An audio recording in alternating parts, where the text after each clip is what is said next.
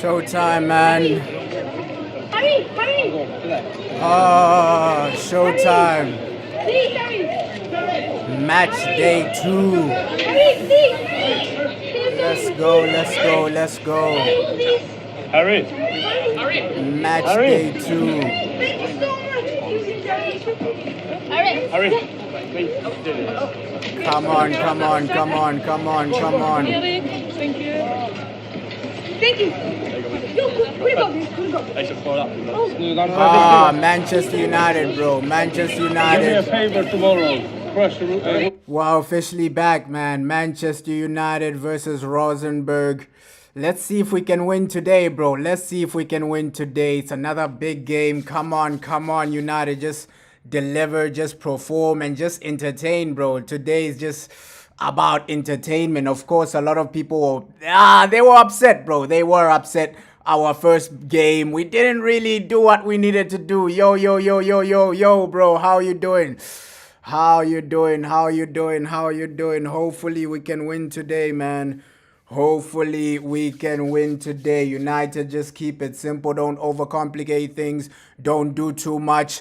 And I think we can win, bro. I think we can win. I think we can deliver.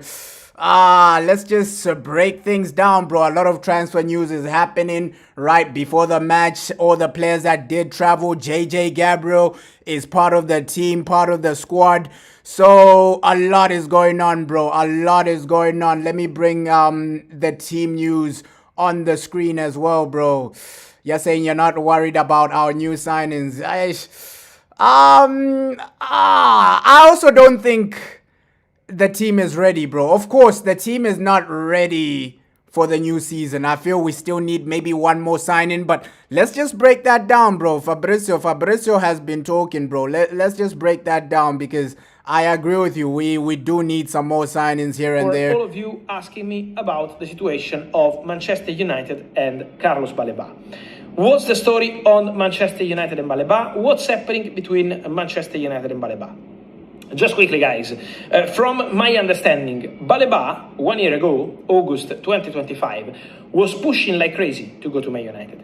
And Baleba had an agreement on personal terms with Man United. So Fabrizio, he's keeping it simple. Some sources are saying Baleba might be our third choice, right? Fabrizio is saying, yo, this guy, he was pushing, bro. He was pushing to join Man United. He wanted to join Man United. Carlos Baleba still wants the move to Manchester United. So his agent is informing Fabrizio that, yo, they're down to join in things like that, bro. So he had his dream to become a Man United player. Then Man United couldn't proceed because Brighton didn't want to sell the player. He was a top target at that time with Amorim, and so nothing happened. Then Man United were considering Baleba as a top target when Amorim was at the club. Then, since January, when Amorim and Man United decided not to continue together, since that time, the track has gone cold for Baleba. Now the name is out there again. Why? Because my understanding is that those close to the player have been in contact again with Man United to suggest the possibility to return for Baleba. So they want it, bro. Baleba wants it. We're hearing Kone. Let's be real. It's either gonna be Baleba or Kone, right? Let's see who they sign as that third midfielder. But bro, of course the team is far from ready, bro. The team is far from ready. Yeah, Manchester United, bro. Hopefully today we just do what we need to do. Hopefully today we can perform. And hopefully today we can deliver, man. Because just delivering is what we need, right? The first game, there were no goals.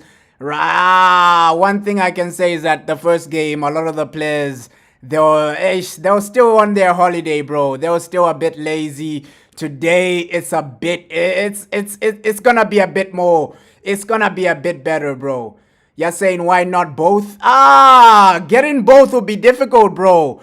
Because you have to remember we already signed 2 midfielders, so getting both Baleba and Kone, it's gonna be impossible, bro, because we already know, we already have 2 midfielders in, right? Our boy Andre Santos, he's gonna start today as well. We have Tielemans, he's still on a holiday. That's why he's not really training with the squad. Him, right? Cunha, all these other boys, Bruno Fernandes, the boys that were in the World Cup are still on a holiday, bro. So, man, it'll be hard to get both, bro. It'll be hard to get both. So it's from Baleba side that they are trying to understand if Man United can return for the boy or not. After the Ederson deal off and after all the other developments, from Baleba side, they want to understand if there is a chance to reopen conversations and negotiations with Man United. We know United are looking for a third midfielder. We know United want to make something happen for another defensive midfielder. So this is the plan, this is the idea, but we need to understand now if there is going to be a possibility for Baleba or any other option, because Man United are checking on the market which possibilities can become concrete in this. Yeah, bro. We might just go for another midfielder, but I agree with you. The defense, bro. The defense does need some strengthening, right? We know our boy Martinez the Butcher got injured, bro. Martinez the Butcher, he got injured. It is what it is with the injuries. But I 100% agree with you, bro. We need another defender just coming in. De Ligt is injured. Martinez is injured. All you have for the beginning of the season is what? Lenny Yoro, Aiden Heaven, and Harry Maguire. And we're back in the Champions League, bro. So you're gonna need another defender, bro.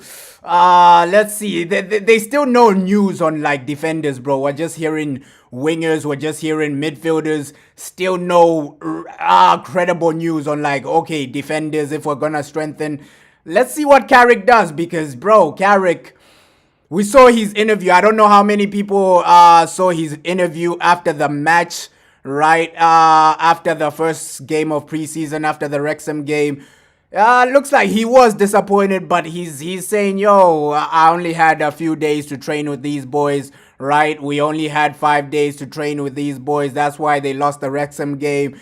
And now it's 2 weeks in. So Carrick, let's see. There are some people that are Carrick in, some people are Carrick out, right? Some people don't believe in Carrick, some people are Glazers out, right? Some people are saying, no, it's not Carrick, it's the Glazers, it's the owners. So let's see, man. Let's see. We do need a defender, bro. Will we back Carrick with another defender? Will we back this man with another signing, bro? Summer transfer window. But Baleba is a name who was already high on the recruitment team list 1 year ago. The player is super keen about Man United. Now it depends on the club whether they want to proceed or not. Guys, on this and much more, many updates as always every single day. Remember to like this video, turn on the notification bell, subscribe to Baleba is the guy, bro. Baleba, is he the guy? Obviously, some people say, yo, he's declined, right? But Baleba might be the guy for Man United because he will be cheap, right? He won't be as expensive as these other guys. Don't get me wrong. My first choice is like somebody like Adam Orton, right? Somebody like that, adding more technicality into the midfield. But bro, Baleba, Kone, both of them, they'll be okay, man. I won't even lie. Kone, he's unbelievable, bro. We saw him in the World Cup. He was doing his thing for France. If we get one of them, your midfield looks better, right? Because we're seeing a bit of Santos. Santos is still settling in, bro. Santos, he'll be rotating with the boy Kobe Mainoo. So, man, transfers. We can only judge Carrick after the transfer window is officially closed, bro. That's when we judge the Glazers. That's when we judge our season. Okay, how will Man United do? When everybody's in, that's when we'll see, okay, will Man United cook? Are Man United gonna do something? And we have to clarify a few stories around in the last 48 hours. First of all, I saw a link coming from Paraguay, Man United negotiating for Orlando Hill, the goalkeeper from Paraguay who had a fantastic World Cup, but that story is not true. Manchester United signed Darlow from Leeds. They have already a first goalkeeper like Senne Lammens. Darlow will be the backup. Tom Heaton is the third goalkeeper. And meanwhile, Altay Bajindir is still there. They are looking for a solution for Bajindir, but Man United already decided to let him go. So for the goalkeeper, no movements. Ismail Assar, many links also with him in the last 48 hours. But at the moment, guys, for Sarr, it's the same as Crescencio Somerville. For Somerville, many people say that advanced tools, concrete tools, negotiations ongoing with Manchester United, but the reality, guys, is that Manchester United, until they have Marcus Rashford in that position, they are not advancing for any winger. So at the moment, Manchester United are not proceeding. So wingers, bro, Rashford, as long as he's here, we're not gonna get anyone. And Dogu, bro, Dogu, he looks like he will be a winger. Looks like Carrick will be using him a lot, right? You have Cunha in that left wing.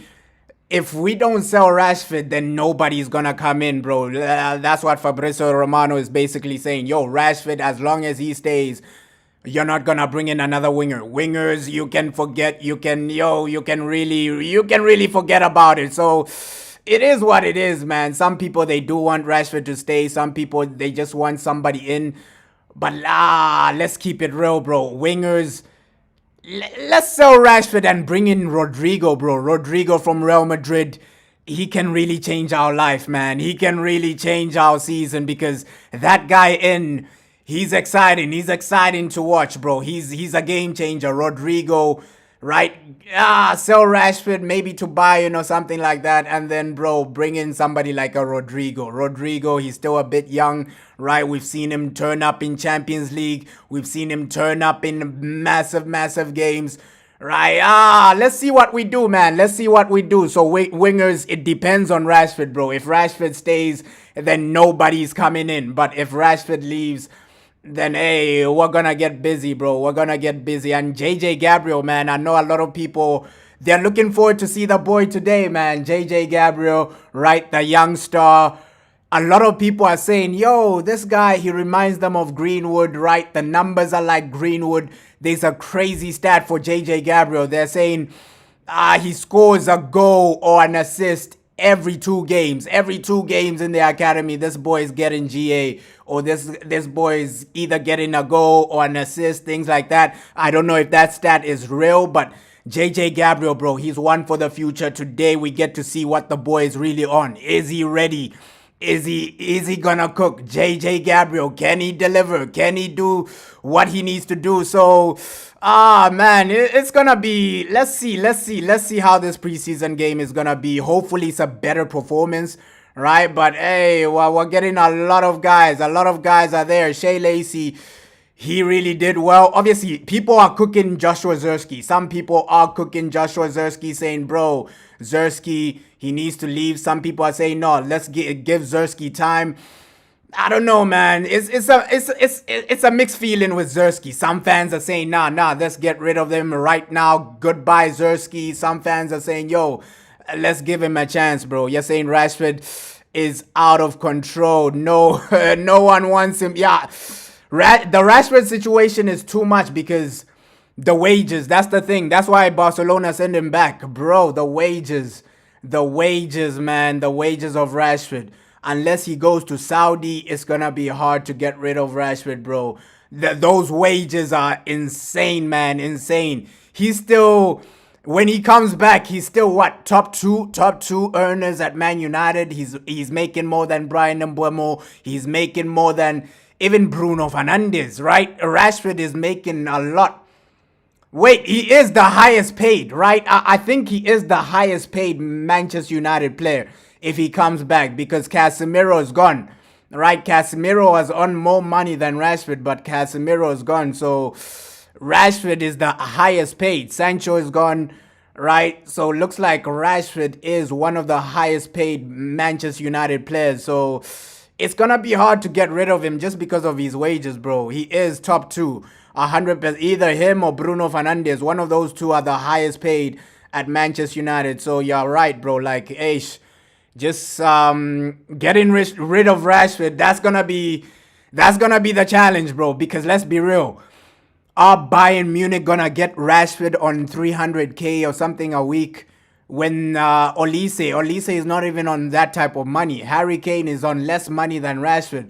So bro, this is the scary thing about Rashford. Rashford is top 5 earners in the Premier League, right? He's getting more than the big boys at Man City, all these boys at Man City. Doku, is not making more than Rashford, right? Ryan Cherky, all these boys, man. Even Erling Haaland, he's not making more than Rashford. So the man, he is on a lot of money, bro. The man, he is a lot of money, bro. Let's see how it develops, man. For Ismail Assar, many links, but at the moment still nothing concrete. Because Rashford at the moment is a Man United Nah, player. bro, I won't, my bro. Then, if a bid arrives, we have to see what happens. But Crescencio Somerville, who is close to joining Al Hilal after Roma bid during the World Day, but now also Al Hilal have an agreement in place with West Ham United, for sure this is the same situation. Man United are not advancing until Marcus Rashford is there. Then, more to mention, guys. It's also about Manchester United and midfielders. We had links with Warren Zaire-Emery, but my understanding is that Paris Saint-Germain are not planning to change anything in midfield. So Paris Saint-Germain want to stay with the players they have in midfield right now. They got a new deal done for Fabian Ruiz. They are working on several things at the club, but at the moment in midfield, they are very happy with the department they have. So at the moment, the Zaire-Emery story is difficult, is complicated. Then, if Man United at some point will enter the race for Zaire-Emery, I will be here and tell you. But at the moment, I will mention Zaire-Emery more as kind of dream target than real target for Manchester United. Bro, Emery would be good, but I feel it's just gonna be Baleba or Kone, bro. I feel it's gonna be Baleba or Kone, bro. You're saying, can't believe some of our fan base are calling Baleba average just because of one bad season. Yeah, it's only one bad season, bro. That's why with Baleba, I've seen him have a good season, right?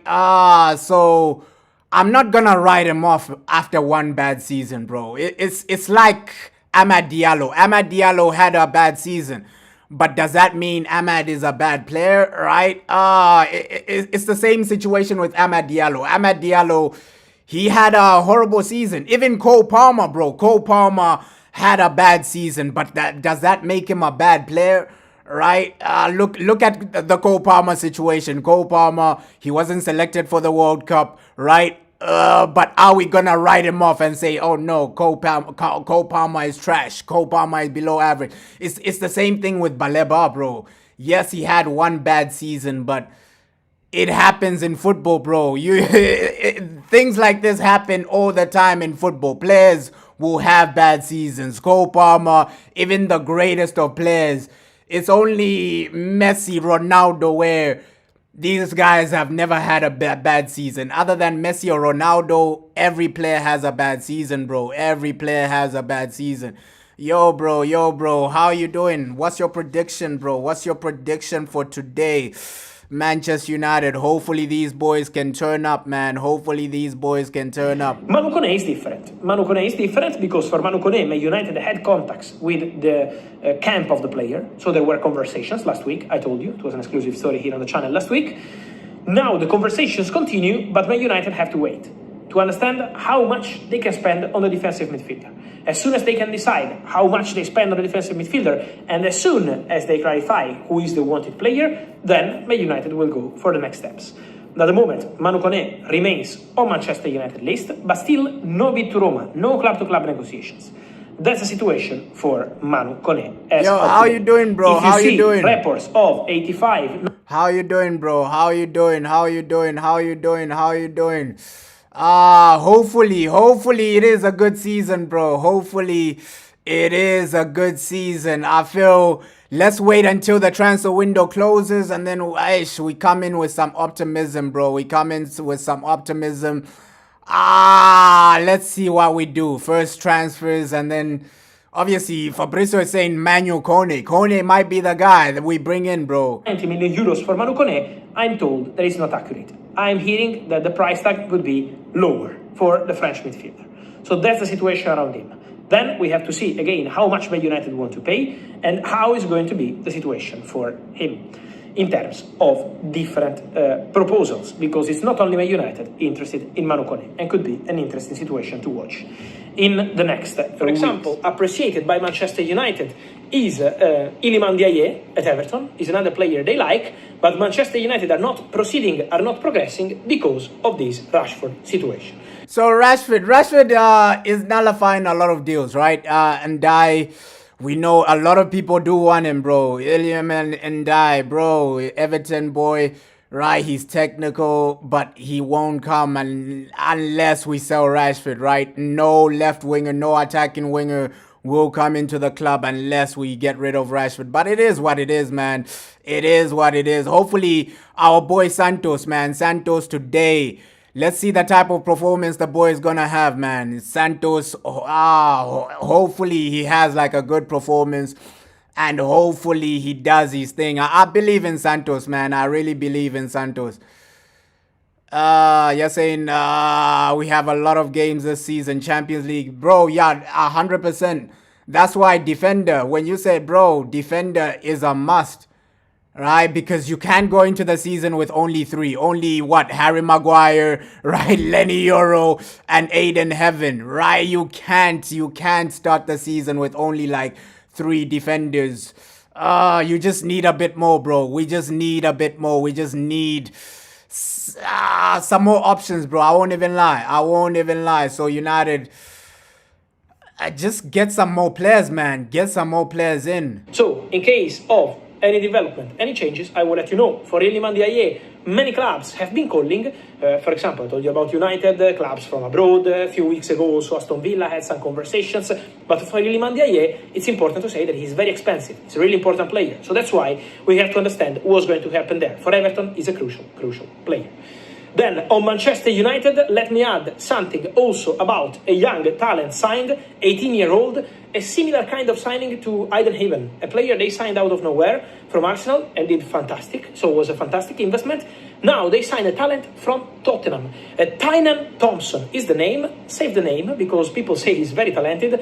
£4 million guaranteed fee, £4 million add-ons, sell on close to Tottenham and deal done. So I know a lot of people are hyping up Thompson, right? But what I can say is that I've seen him play, bro. I'm not only seeing like clips, I've seen him in a full match, right? I watched back like a Champions League youth match of him, right? He does lose the ball a lot, right? That's the thing. He's a young signing, bro. 5 million, it is what it is from Tottenham. The club officially announced him.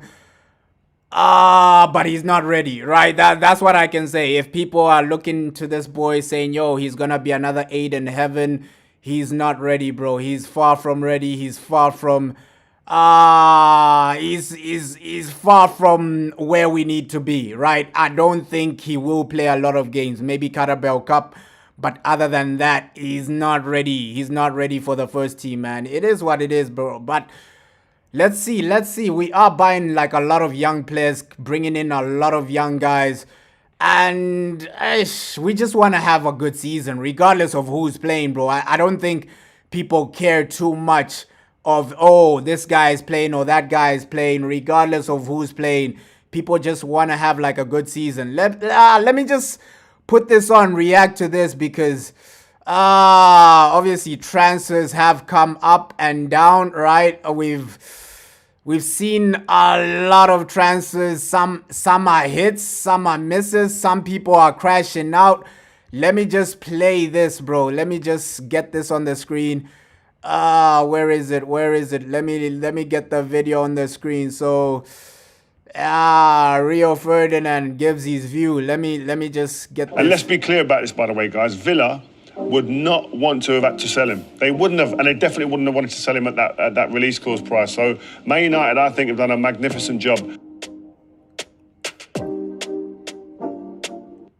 They are absolutely flying at the moment. Edison, he was signed pre-World Cup. The deal is now off, they're saying, so that's a bit mad. I don't know what's going on behind the scenes there. Is there an injury? Did the focus go elsewhere? Other players became available, maybe, given what we're seeing coming out, which I'm going to get onto. Andre Santos, he was signed for £50 million from Chelsea. A load of Chelsea fans, people that I trust and respect, not too happy about it, a bit disgruntled, which tells you what they think of him. Yuri Tielemans now in the building at Man United for £35 million. What a bargain. And Fabrizio Romano just confirmed that we have now agreed, Man United have agreed a £45 million fee for Kone from Roma. So it looks like, hey, Rio, a lot of the legends, they're happy about Tielemans. I feel Tielemans is the signing where everybody's happy, everybody's satisfied, right? Regardless of whether you're Carrick in, Carrick out. There are very few people that are not happy with the Tielemans signing. Tielemans, he's a good player. He's gonna bring you some stability in the midfield, bro. French international midfielder. I need to give my perspective on the way Ineos are doing business, man. Jason Wilcox, Omar, and the guys behind the scenes. I think when people saw Andre Santos signed, a lot of people started throwing their toys out the pram, not happy, etc. But you had to look beyond the one signing. And I said immediately, this isn't just the only midfielder that's going to be coming in. If he's one of two or three, I think he's a really, really good signing. And that seems like it's been the case because, like I said, I've just mentioned the two other players that seem to be coming in. Tielemans is announced. And, wow, Yuri Tielemans, I've got to say, by the way, experience in the Premier League and Europe, smart. Man United have exploited the release clause. You know what I love about it? That's the due diligence, that's understanding the market. And without it, by the way, given his Premier League experience... I get you, bro. I get you. But he looks excited, bro. Man. I get you. Sometimes, yes, Rio, he does over-exaggerate things, right? But, I agree with like a lot of people. This is a good sign, and obviously I don't agree with Rio Ferdinand with back in Sir Jim, back in the Glazers, but I agree this is a good signing, bro. Captain of Belgium this World Cup currently, he would have been 70 million plus. And let's be clear about this, by the way, guys. Villa would not want to have had to sell him. They wouldn't have, and they definitely wouldn't have wanted to sell him at that release clause price. So Man United, I think, have done a magnificent job. £35 million for a player of his profile, absolutely brilliant. Kone, I mentioned him a few days ago. I think it was on July the 10th. I mentioned him. He is a good value, great value. He started at the World Cup for France during this World Cup a couple of times. Roma need to sell because of UEFA financial regulations. So he is viewed as their most sellable asset, right? And I have to say about him, what a player, can do it all. Great engine, can play as a 6, can play as an 8. Patrick Vieira went as far to say that Kone is the best French midfielder around right now. Yeah, bro, he said the Qataris, but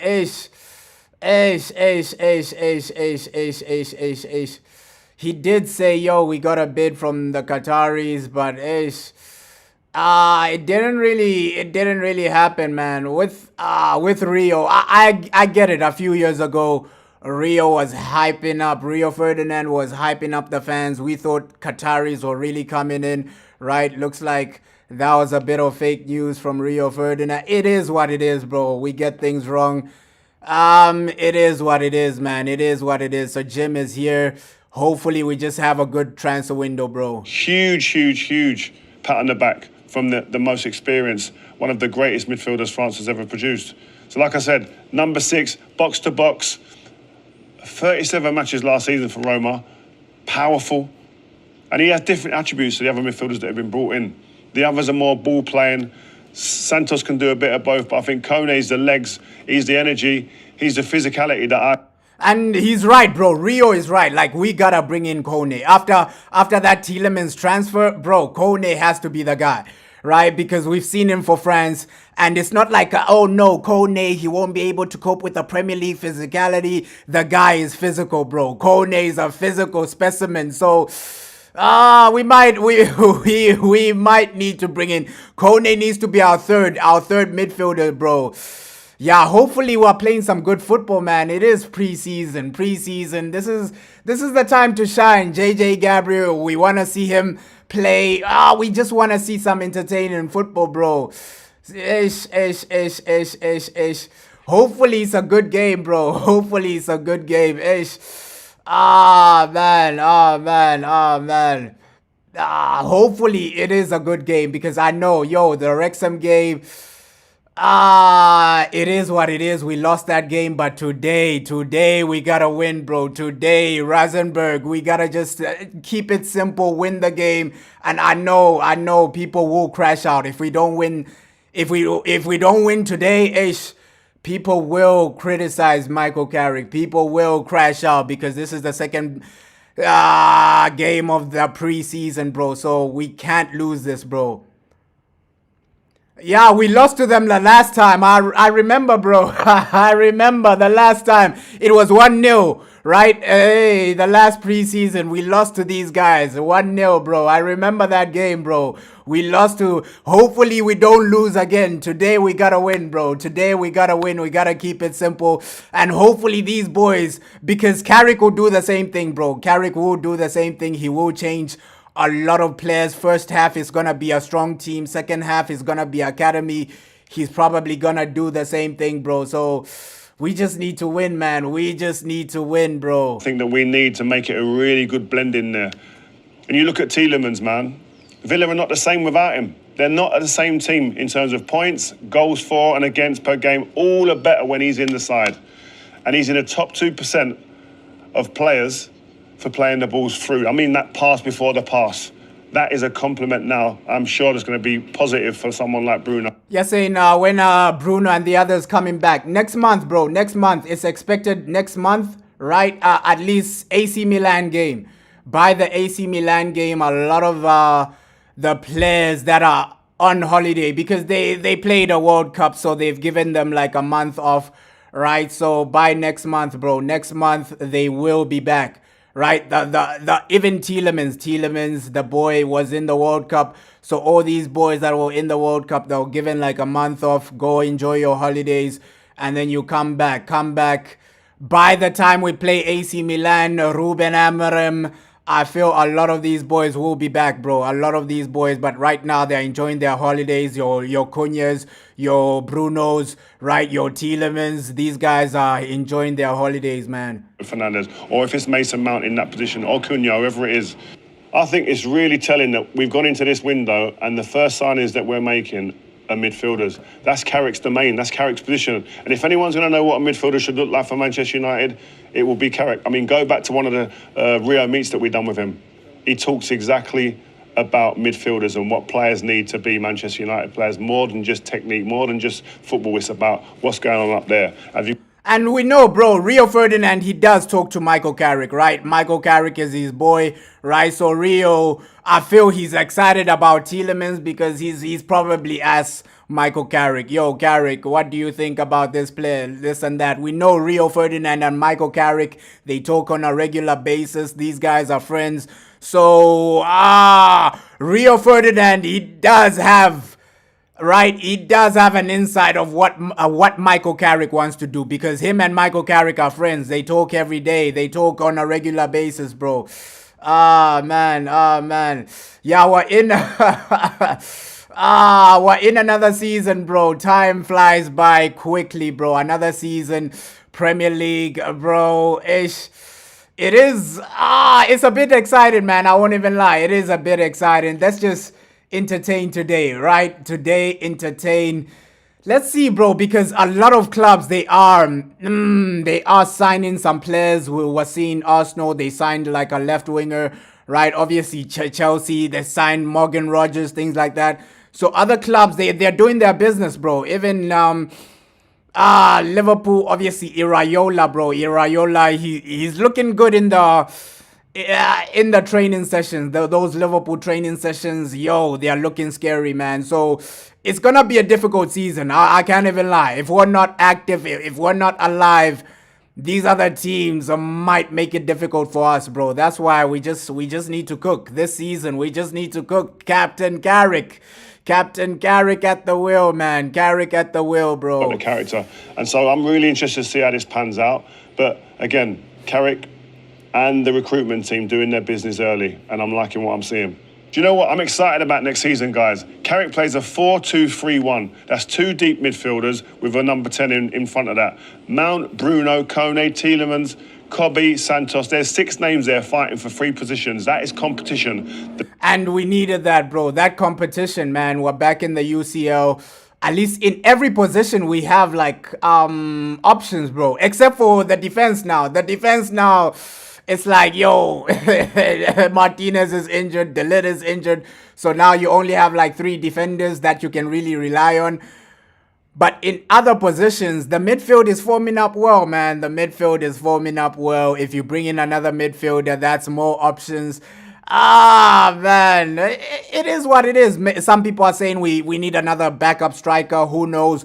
Apparently, Joshua Zerski to Italy. That might happen. Who knows, bro? Who knows? Who knows? Who knows? Ah, man. You're saying City are so scared. ah. Let's see. Let's see with Man City, bro. Ish. Who knows? Maresca, man. Who knows what that boy is gonna do? Maresca. I still think it's gonna be difficult for Man City, but who knows, bro? Ish, Elliot Anderson, hopefully the boy flops. I hope Tottenham have a bad season. I hope Man City have a bad season. And I hope Chelsea have a bad season, bro, because it'll be good for us, bro. Let's be real. If we play the way, if we're consistent, the way we're consistent under Carrick, where you're only losing 1 or 2 games in a season, we're gonna win the league, bro. If Carrick is actually consistent, that's the thing. If Carrick can keep that consistency he had last season, where bro, he had like the highest win rate from any other manager. Man United were winning almost every game. If we can do that this season, I feel the league is coming, bro. I feel we can win a Premier League, but overall, it is what it is, man. Let me just play this video because Goldbridge as well. The man is crashing out. Obviously crashing out on the Glazers. Looks like the boy is on a holiday or something. Progress, right? Now, this is scary to me. This is scary. And I did a video last night, recorded it, if you haven't checked it out. And I'm going to do another one tonight as a preview for the game against Rosenborg tomorrow. But this worries me, right? Because the only person that pulls rabbits out of the hat is a magician or a fraud. So if Man United want to keep pulling rabbits out of hats, they're either using magic, which doesn't exist, ladies and gentlemen, or they're frauds. So he's saying, yo, the Glazers, these guys are frauds, man. These guys are frauds, right? Obviously, with Goldbridge, let's react. Let's not overreact. Goldbridge, just calm down. The transfer window is not over, right? Just calm down. Let's see who that third midfielder is. Obviously, Goldbridge, he's crashing out. He's lost his mind. He's calling them frauds. Obviously, Sir Jim Ratcliffe is a fraud, but let's see what he does until the transfer window closes, man. Now, look, people are going, what's he talking about? If I'm doing a magic trick tonight down there at the bar, I can't really pull a rabbit out of the hat. I'll have some sort of fraudulent thing where I'm pulling it out of my coat up into the hat. Or I'm magic, which doesn't exist. So if you are a football club that your transfer policy is to try and keep pulling rabbits out of hats, you will fail. You will fail because you're reliant on being fraudulent or you're reliant on magic. And neither of those things are going to make you successful. So ultimately, after 2 years of Ineos, we are now pulling rabbits out of hats as a transfer policy. And ultimately, this is not a good idea. This is not what other clubs are doing. Now, the scary thing about this transfer window, in my opinion, is that the strategy is really clear.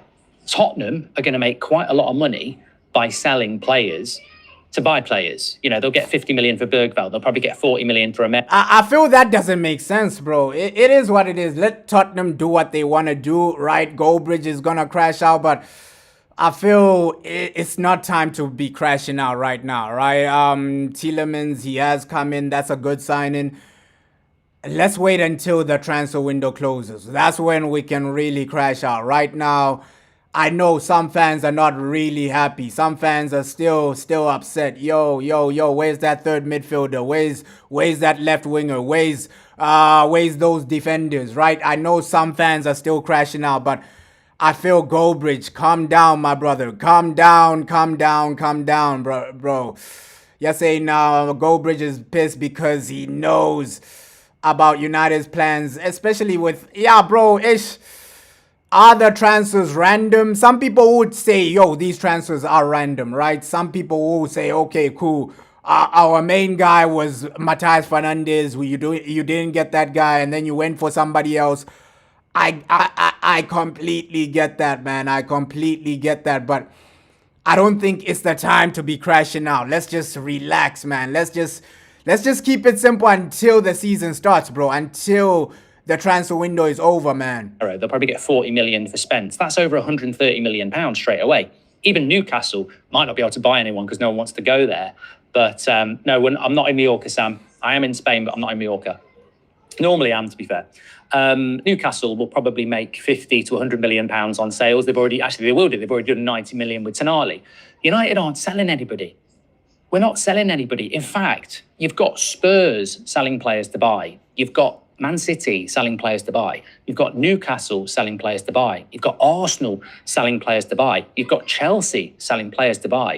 You've got Man United can't sell Rashford, so we'll bring him back and pretend it's a player that we want, and we all know it's not. I would say at the moment, Tielemans is a good signing. Santos could be a good signing. But what is the big signing for Manchester United this summer? Everyone's getting very excited about JJ Gabriel, who's like 15.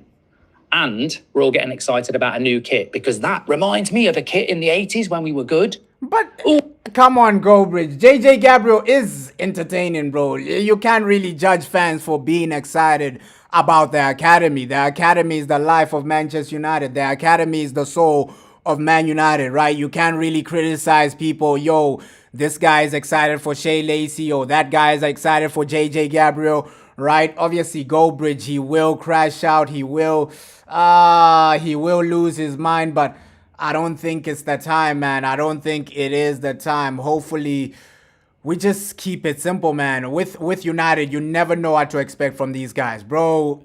I keep saying, Sir Jim, you can't trust him, right? Until he wins the Premier League, you can never trust that man. But overall, let's just keep it simple, man. Let's wait until the transfer window closes, right? Because let's be real. All our signings, they came out of nowhere, right? Hey, Tielemans, he came out of nowhere, right? Santos, he came out of nowhere. All these other guys came out of nowhere. Even the backup goalkeeper came out of nowhere. So I feel with Goldbridge, just relax, my brother. Relax. I'm not the biggest fan of Sir Jim. I'm really his biggest hater, right? I'm the biggest Sir Jim hater.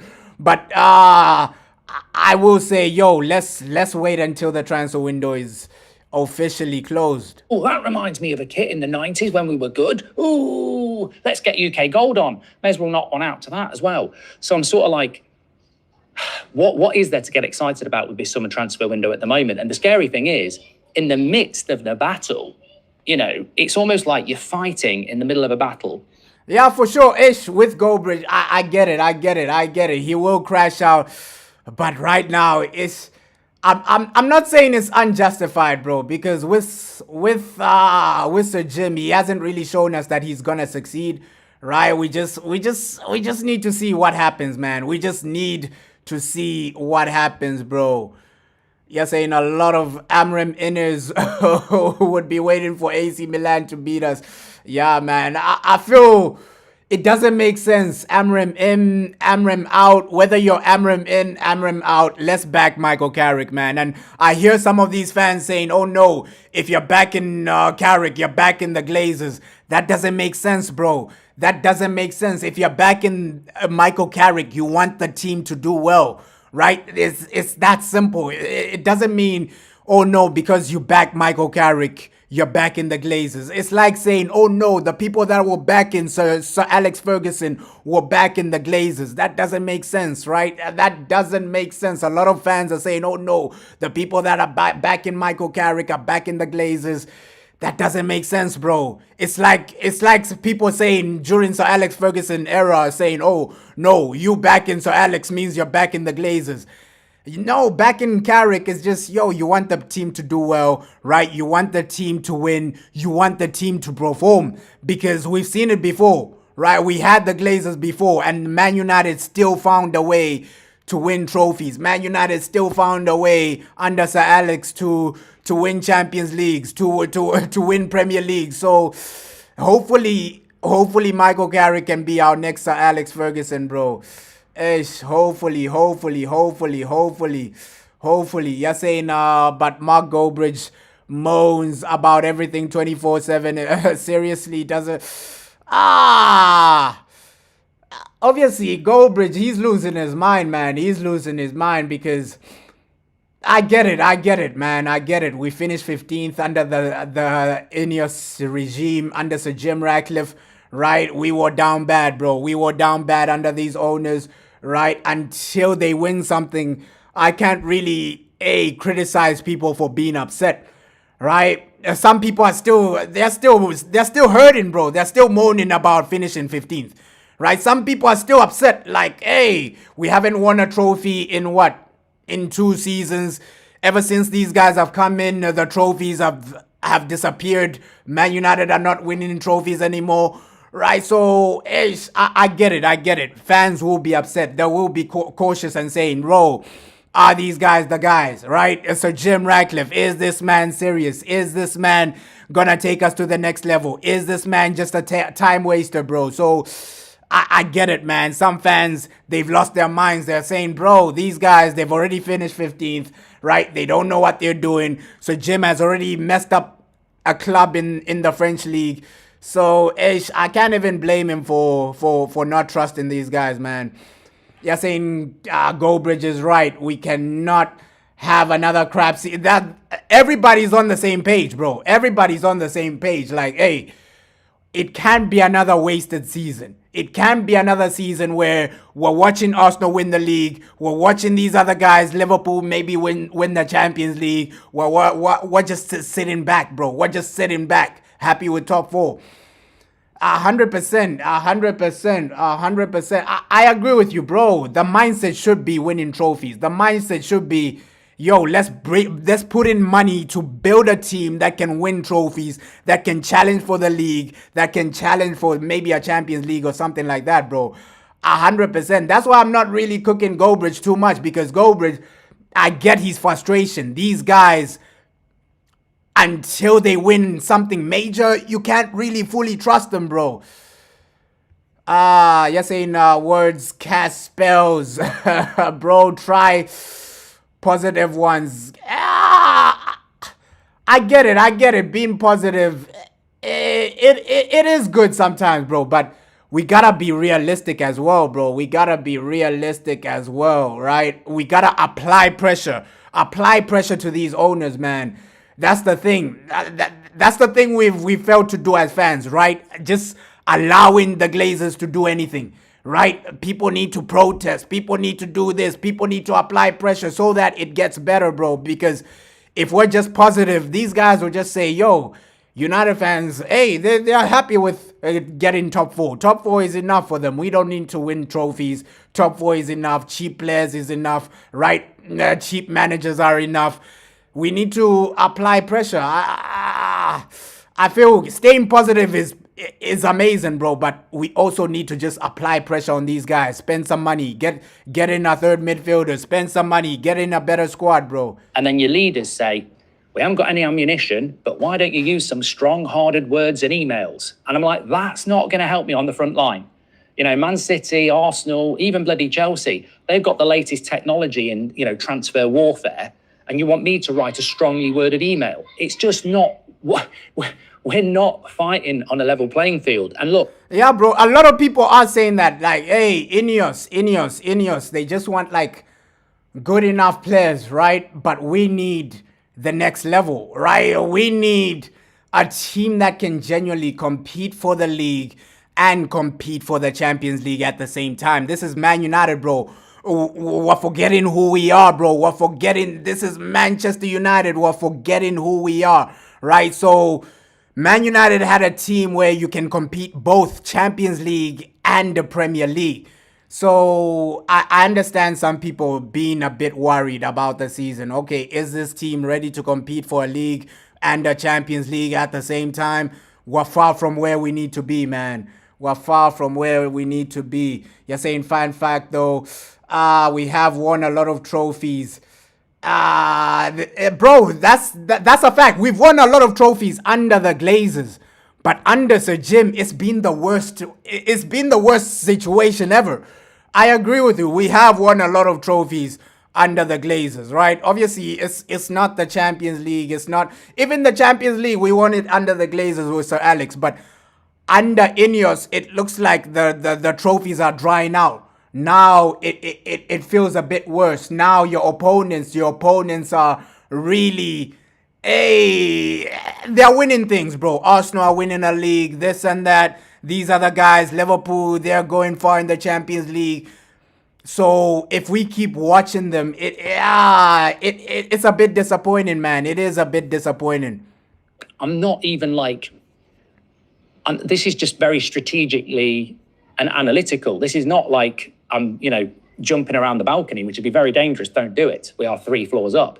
But, ultimately, there are fans out there that try and find the positive in everything. And when there isn't actually many things to be positive about, we are putting out on July the 23rd, that we will not overpay.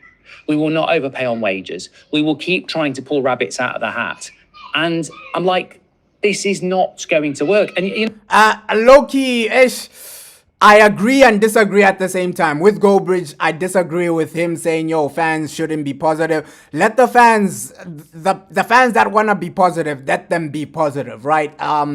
Maybe they see something in Sir Jim Ratcliffe. Who knows? But I agree with him where you gotta spend money, bro. This is the market we're in, right? So Jim, us being cheap, saying, okay, cool, we want Chouameni, but we won't pay his wages. It's not gonna work, bro. If you want the really top level guys, you gotta pay the wages. You gotta pay the fee. You gotta pay what they're asking. I'm not saying overpay, but at least pay the wages on a minimum basis, bro. So I agree and disagree with him. Fans are allowed to be positive. Some fans, they are happy with, yo, Santos coming in, Tielemans coming in. It's not down to Goldbridge to tell fans, oh, yo, you should be feeling like this, you should be feeling like that. But I agree with Goldbridge where saying we gotta put pressure on these guys, bro, because other teams are doing it. Look at, it's not like we're competing alone, bro. It's not like we're competing alone. I agree with Goldbridge where you gotta spend money, right? You gotta pay the wages. Let's say we're going in for, let me just give an example, Harry Kane. Okay, cool. Harry Kane becomes available. He wants to join, but then you're not willing to pay his wages. It's not gonna work out, bro. It's not gonna work out. This being cheap, obviously there are some players you can be cheap with, but there are some players where you gotta spend the money, bro. You gotta spend the money. You gotta get to that next level, bro. You're saying he is talking about spending big. We have done that.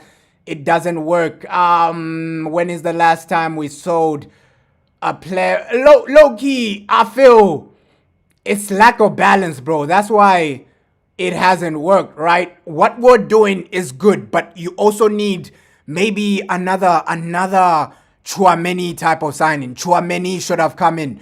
What we're doing, it's a good strategy, bro. Okay, you get in the right profiles, the cheap profiles, the affordable profiles, but then you also get in the Chouameni, that okay, the big signing, right? Because before we're only buying big signings and then their teammates are average. That's where we got it wrong, right? You're buying the Paul Pogba, but then next to Paul Pogba is an average guy, right? Next to maybe you buy whoever, Zlatan Ibrahimovic, but then the wingers next to Zlatan, they're below average, right? We've done the big money signing, but we haven't done it properly, bro. We haven't done it the way Real Madrid are doing it, where look at what Real Madrid do. They buy the big money signings, but in every position. Man United, you only want to buy the big names. In one position, you buy a Paul Pogba, but then his teammates are below average, bro. Man. Yeah, we gotta low-key pressure the owners, but hopefully we can just deliver, man. That is what a lot of people want. Okay, let's deliver. Let's see what they can do, man. Let's see what they can do. You're saying it's all about expectations. Ineos put themselves in a box. Fine, but not. Yeah, I agree with you. We do need like a backup plan, or just deal with a lot, right? Because we're not competing alone, right? We are not competing alone. That's the thing. If we were in the Bundesliga, being cheap will be okay because you're like Bayern Munich. Bayern Munich can be cheap in the Bundesliga. Bundesliga, you can be cheap, bro. You can be cheap in the Bundesliga. Say, okay, cool. Dortmund, they're not really spending money, so let's be cheap. But this is the Premier League, bro, right? Your rivals are spending money as well. Your rivals are improving, so it forces you to spend money. If this was the Bundesliga, then hey, we can be cheap. We can be cheap. Hey, Dortmund, these guys are not spending money. We can be cheap.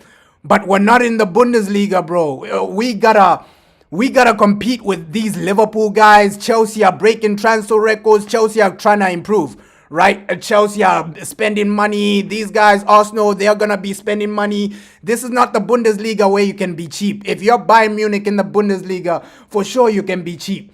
But this is the Premier League. You're competing with other people, man. You're genuinely... Because you being cheap, these other guys are improving. Okay, Chelsea, they're catching up. They're spending money. Liverpool, they might spend money. They might surpass you. These guys, Arsenal, they'll be spending money. They're buying Bruno Guimaraes, all these other guys, right? So your rivals are still improving, right? If we were in the Bundesliga, fair play, let's be cheap. Oh, our biggest rival is Dortmund, right? We can be cheap when our biggest rival is Dortmund. But when you're in the Premier League, you can't be cheap when your biggest rivals are spending money, bro. Also, another strategy from Man United that's very, very clear as well. What have we done in the last couple of days? We've stolen Eze from Man City, not the Eze who plays for Arsenal. Some kid called Eze. We're also going to do it with Liverpool as well. We're stealing another kid from Liverpool. I mean, what are we? Are we a football club or a kindergarten? Because... yeah, we might be in the trenches, man. We might be in the trenches right now. Low-key, I'm just making like a great, and I'm just giving an example, bro. If this was the Bundesliga, you can be cheap, bro, because your biggest opponent is Dortmund. Dortmund, they're not really spending money, but we gotta spend money now. We gotta spend money because your rivals are still improving, man. yeah, look, Man United have been signing 16, 17-year-olds for bloody years. Very few of them actually make it into the first team, and very few of them are actually ready for the first team. And that's their big news. That's the big news, isn't it? The big news is, oh, we've stolen Eze, but it's not Arsenal's Eze. It's some kid.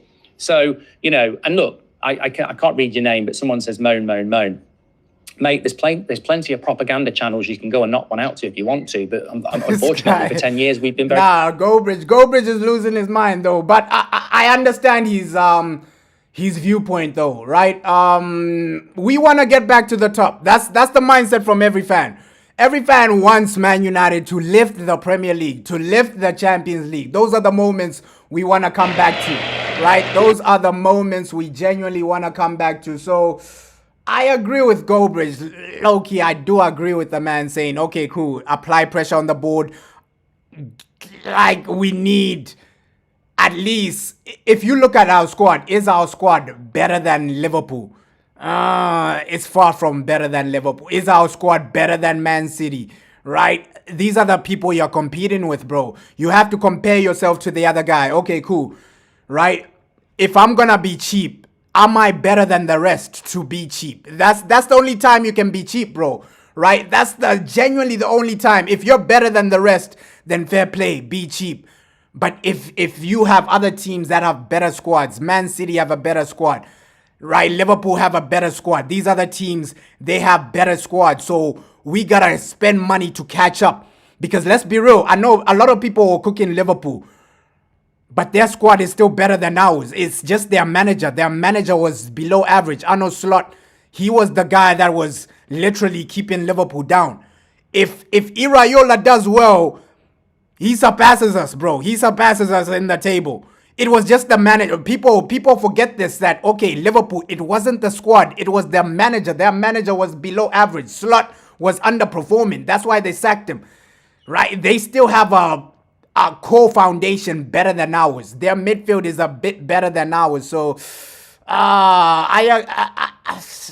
let's just apply pressure to these guys, man. Let's just apply pressure to Sir Jim, to these owners, man. Real. The club is a mess at the moment. We've all seen what was shared by the Red Army, the 58. I've not had a chance to talk about this yet, but the club is an absolute disgrace. It stinks of a festering turd. The way it's treating fans over those season tickets, which we were talking about before, the increase in ticket prices. Let's not pretend that this football club needs protecting. The way it treats the fans is disgusting. The way it's treating the manager is disgusting. The way it's trying to be ambitious is disgusting. You know, if you think this is moaning, mate, I would more say. Okay, I don't agree with it. Being ambitious isn't disgusting. We want more ambition from the club, but Man, United, bro. Let's see what this season has for us, right? Preseason, we're gonna judge it step by step. That's why with United, we shouldn't get too excited. We shouldn't get too disappointed. Let's just take it step by step, right? It's not under our control, bro. Let's be real. It's not under our control who these guys are gonna bring in. We don't know which players these owners are gonna bring in, right? They might bring in Kone. If Kone comes in, that's a proper player. That's a guy you can build a foundation off of. But if it's a cheap player, let's see who the third midfielder is gonna be. If it's somebody cheap, I feel people need to apply pressure, bro. If it's Kone, then fair play, fair play. Let's build a foundation. That's why I'm saying let's wait until the transfer window is over to just judge the team. Where's the team at, bro? Where's the team at? Yeah, I'm not really against like buying young players. It is what it is. Buy young players, right? Barcelona do the same thing. But what we need to do is also buy senior players that are good enough, bro. I'm not against. I know Goldbridge is against buying these young players, young stars, young rising stars. But Barcelona do it as well, bro. Barca, they buy these young players, right? And then, hey, in a few years, you're talking about, wow, Gavi, this boy is good. Wow, Pedri, this boy is good. Barcelona buy young players. I'm not against buying young players, right? Obviously, we shouldn't become like Chelsea, where you're just buying young players to sell to buy, right? That's the wrong model.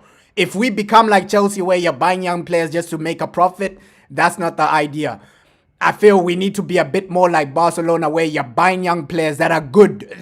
Okay, in a few years, this boy can be Lamine Yamal. In a few years, this boy can be like Pedri. In a few years, this boy can be like that. So,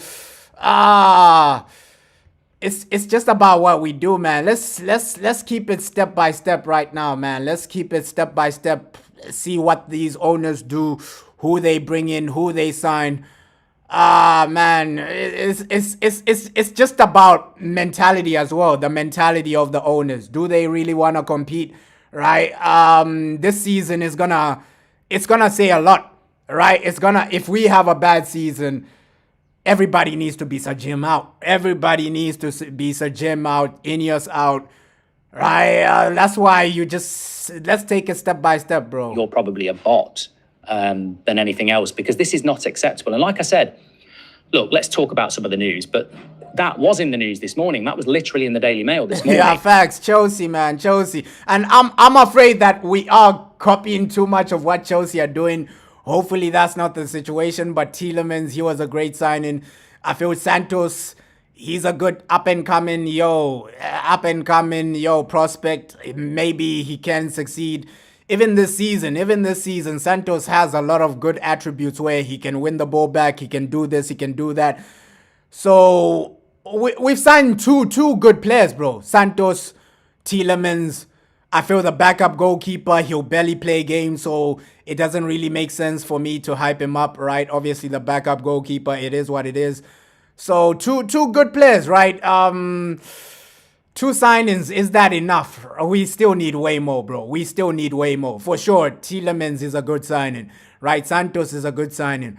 But we still need way more. Maybe a left back, maybe a position here, a position there. But yeah, United, bro, it's just about competing, man. But United won't overpay. They won't overpay on wages, and they want to keep pulling rabbits out of the hat.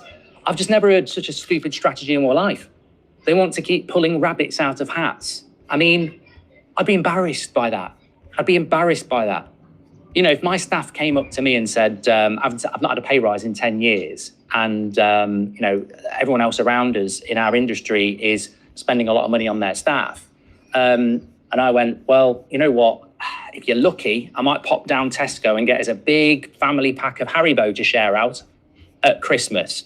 It's laughable. It's the same as saying, well, let's see if we can pull a rabbit out the hat. I mean, do you really think Man City are going in their boardroom, We can't afford, we're not paying for that. We're not paying for that. Let's see, you know, maybe Calvin Phillips will have a go up. You know, it's just not ridiculous. It's ridiculous. And as Patrick says, and Patrick's comment on the video from last night was very good, actually. Got loads of likes. But he said, lack of ability to sell is multi-tiered. High wages setting too high a price tag. Trying to sell underperforming injury-prone players with no sell-on value, but are the players we get capable of performing to get that? Well, look, there's no resale value with Tielemans. Tielemans has got no resale value. That's a long contract where there's no resale value. So we've sort of contradicted ourselves there. Progress, right? Now, this is scary to me. Yeah, bro. I agree with Goldbridge crashing out though. But let's take it step by step, man. Let's take it step by step. Let me bring the lineup. The lineup is really looking good. Hopefully, we just do what we need to do, man. We just do what we need to do, man. Obviously, the boy JJ, he's on the bench, but looks like the boy Shea Lacey is starting today, man. Shea Lacey, Joshua Zersky. It's a good lineup, man. It's a good lineup. Vitek in the starting lineup. I like Vitek, man. It's just a shame we're gonna lose him, bro. It's just a shame we're gonna lose him. Harry Maguire, Captain Harry in the building, right? Mason Mount. It's a good lineup, man. I know some people are frustrated with Zersky. Zersky, some people are done with him. But some people are saying, yo, he just needs more game time, this and that. But let's see how he performs today. Zersky, you got to turn up, my boy. Dogu on the left, right? Obviously, Lenny Yoro looks like he's playing next to Harry. Santos, my boy Santos, my Brazilian, the Brazilian. It's a good lineup, man. It's a really, really good lineup. Shea Lacey, the only academy player in the starting lineup, but we know preseason, a lot of these boys who only play for 45 minutes. Second half is going to be a completely different team, man. Second half is going to be a completely different team. Yeah, Santos, bro. Santos, I'm happy we're starting him. Like with these guys that are going to be low-key part of this new season, right? Experiment. Preseason is about testing things out, bro. Experiment, see what works. Carrick, see what works. Okay, see Santos' strengths, his weaknesses, which players he can play next to, things like that. Preseason is all about experimenting, man. You're saying 3-1. Big up, bro. 3-1. Hopefully we win 3-1 today, bro. Hopefully we just smash these boys. Maybe 3-4. Even 5, man. Today we just gotta win. Today we just gotta deliver, man. Yeah, hopefully Mason Mount does turn up today, man. With Mason Mount. Injuries, but when he's not injured, it is a poor performance from him. So it looks like a lot of fans, they are tired of, Mount, Zersky. These are the players we just need some consistency from. But one thing is, Mount, Zersky, these guys are rotational players, right? They're not really our main guys, man. Zersky, Mount, these guys are rotational players. These guys are our team B. So, we are okay with that, man. We are okay with that. Preseason is just about entertainment, bro. Entertainment, fitness, vibes, right? Let's just get some entertainment in the building, bro.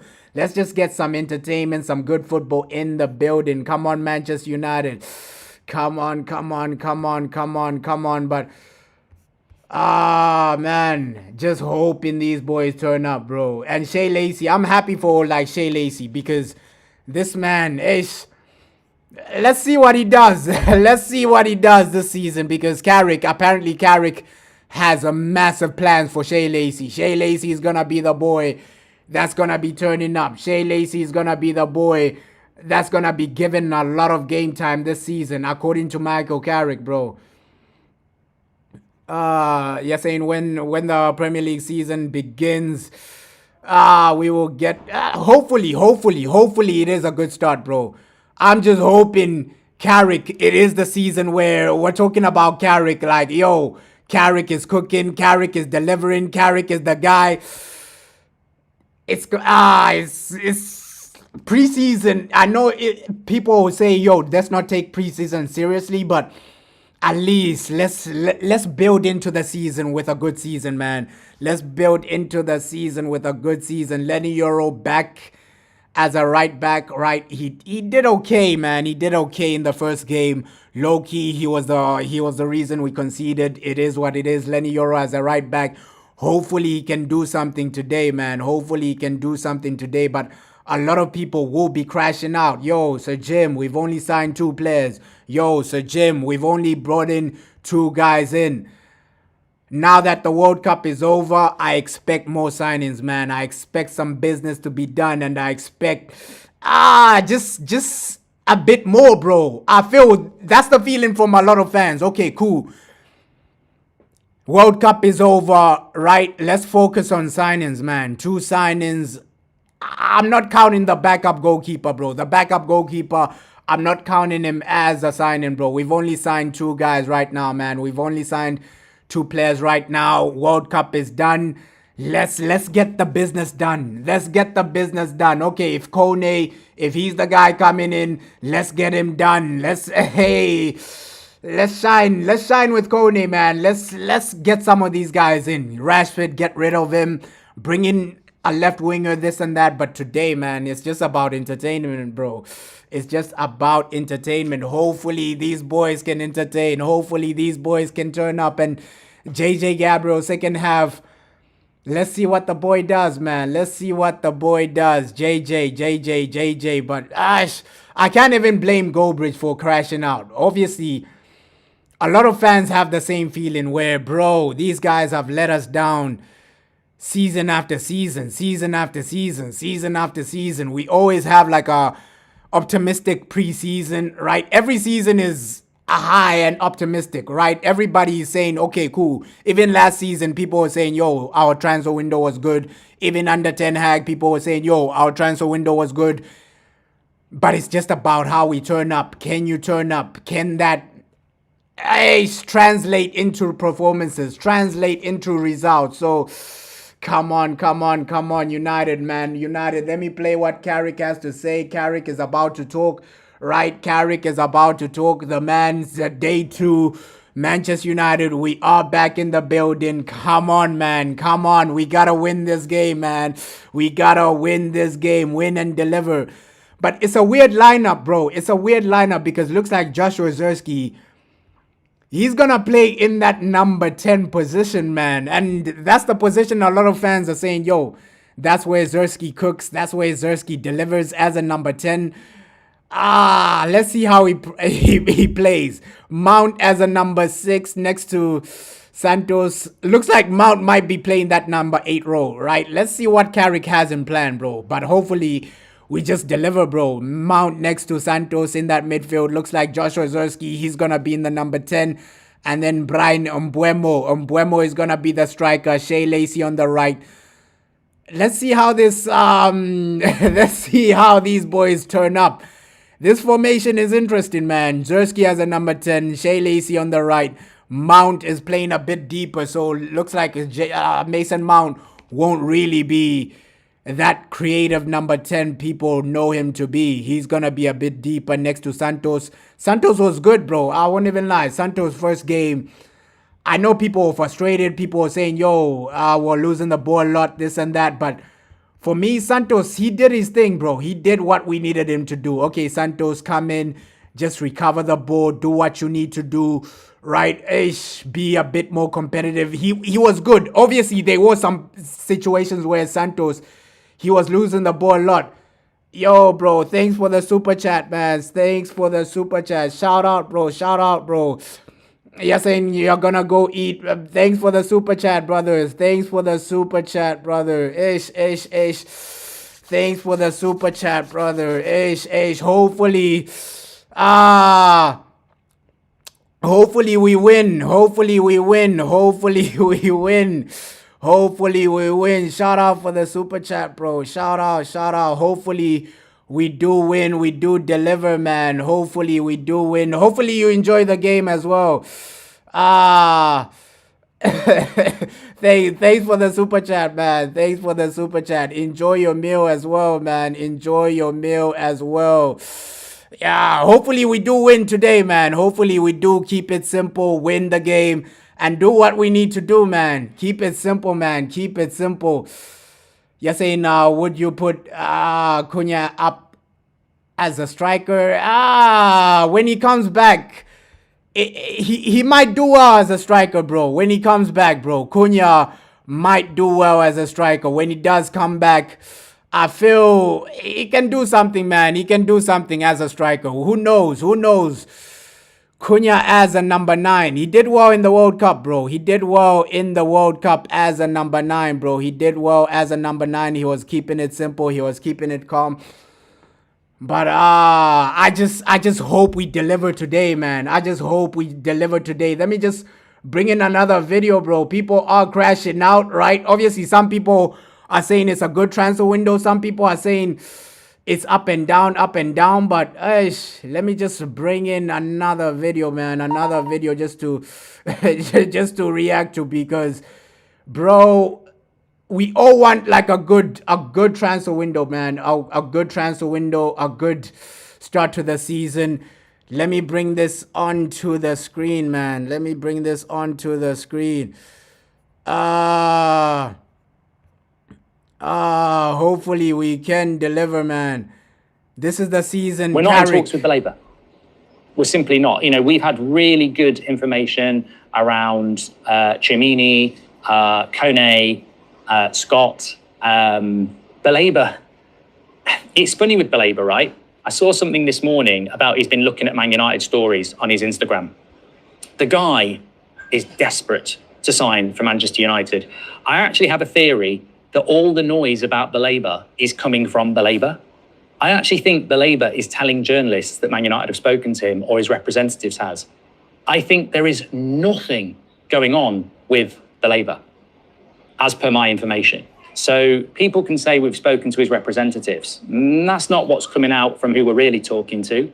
Now, Man United have been very tight-lipped. I mean, I saw a brilliant tweet. I think it was Frank Era yesterday saying, today we've been linked to Kone, Baleba, Danilo, Camavinga, Chimini, Berg, and somebody else, which shows you that Man United are not putting out what they're doing.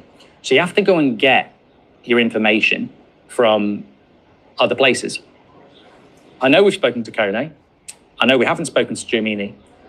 And I know that Alex Scott is a player United would like to bid for, but they haven't. But we're not in advanced talks with the Labour. We're not in talks with the Labour.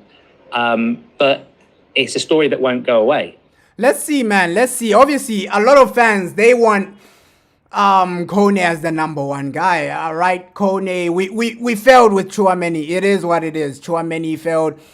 Let's see. Well, reports are saying, I played that video of Fabrizio saying, bro, Baleba, his agent is pushing. His agent wants Man United. His agent is calling, seeing the situation, right? But Kone is the main guy. Apparently, we're going to bid for Kone. Obviously, some people, it's up and down, bro. Some people, they want Baleba. Some people, they don't really want him. It's up and down, bro. It is up and down with the Baleba situation, man. I don't know. Goldbridge is saying, yo, we're not in him. We're not in for Baleba, but you never know, bro. You never know. We don't know what these guys are doing.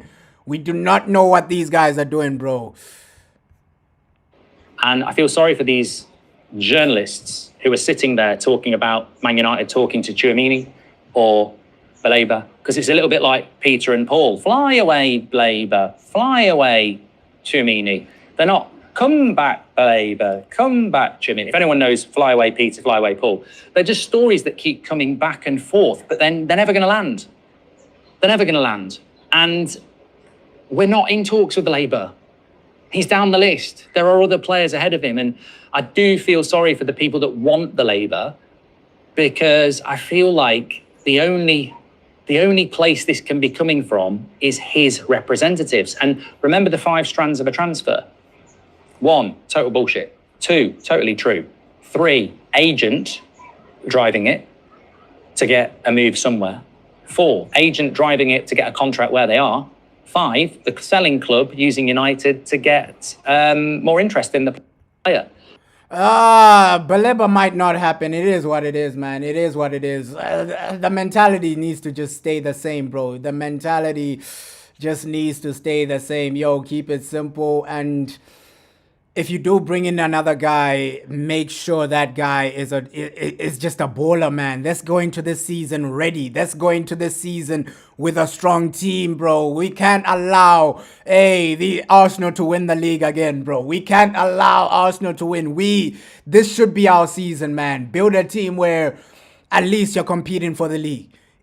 If we challenge for the league or something like that, I feel a lot of people will be happy with that situation, man. So we're not looking at the Labour at the moment, but I certainly think it's being driven by people around him. And I think he's desperate to come to Man United. But you know, my message to the Labour is, if you were so desperate to sign for Man United, maybe you should have got off your arse last season and played for 9 months, like you did the previous 9 months. Because, mate, you blew it. You blew it. If you'd have had a good season last season, we'd probably all be saying, go and get him. Instead, we've got a cult saying go and get him, but Man United aren't looking at him. He's way too expensive anyway. And also his bad season has knocked him down the list. So there's nothing advancing with Baleba. We can kill that story off. In relation to Man United not signing a third midfielder, as much as I would love to be losing my crap about that, and I'm not going to, I'd rather lose my crap about United being in no rush and feeling no pressure, having signed Santos and Tillemans. We will sign a third midfielder. You're saying, but right now you're fine. Yeah, bro. I know some people are really excited, man. We're back in the Champions League, bro. We're back in the Champions League, right? I hope this preseason is good because it will give you momentum before the season starts. Okay, our preseason was good. Carrick is cooking, right? Hey, we're playing some good football. And I know, bro, good football is the main thing, right? A lot of people will judge Carrick based on like good football. Because we know, some people, they didn't really want Carrick as their main guy. Some people, I know a lot of people last season, we remember, man. We remember a lot of people, they all say, no, don't appoint Carrick, go for Nagelsmann, this and that, right? So, man, Carrick, I know if the season doesn't start well, a lot of people will turn on Carrick. You're saying eye test, bro. The eye test, man. The eye test. It's just about what we do, man. I feel sometimes eye tests can be wrong, man. Sometimes eye tests can be wrong, but let's see the type of season we start because man, people will turn on Carrick if he doesn't have a good season. People will turn on Carrick if we don't start well. And I feel the pressure should be on Sir Jim Ratcliffe, man. The pressure should be on Sir Jim Ratcliffe. You're saying with this transfers,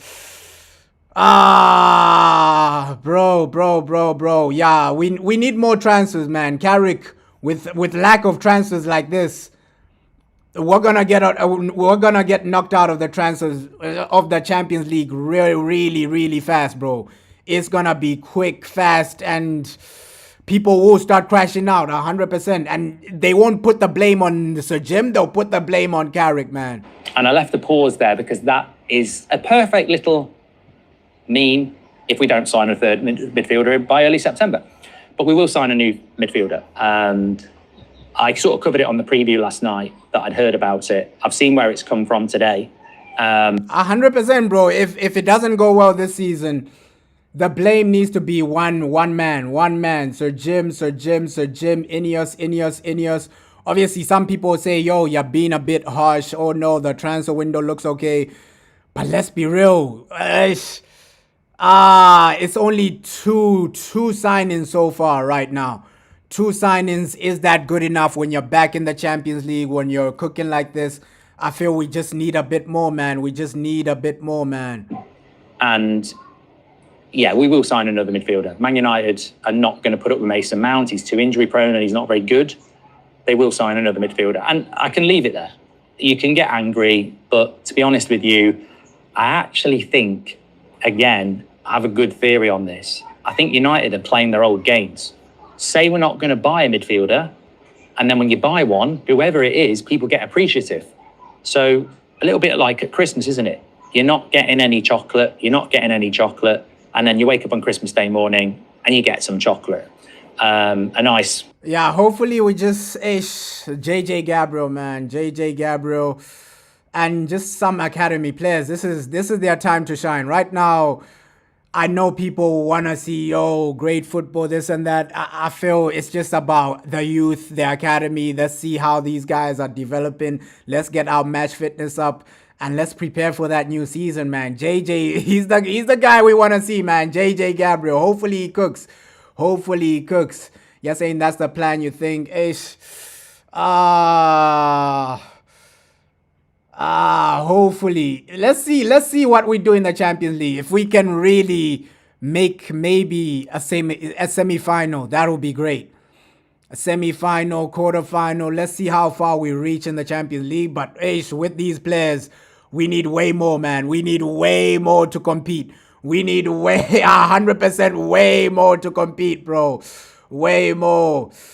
I don't know. Some people are happy with the transfers, but I still feel we need way more, man. Two transfers so far. It is what it is, but get in that third midfielder, that final third midfielder, get him in. I feel Tielemans, he's an amazing signing. I've said it from day one. When we signed that guy, I said, him, Kobe Mainoo, they can do something. Him and Tielemans, they can really do something. But we just need that one more guy, man. We're back in the Champions League.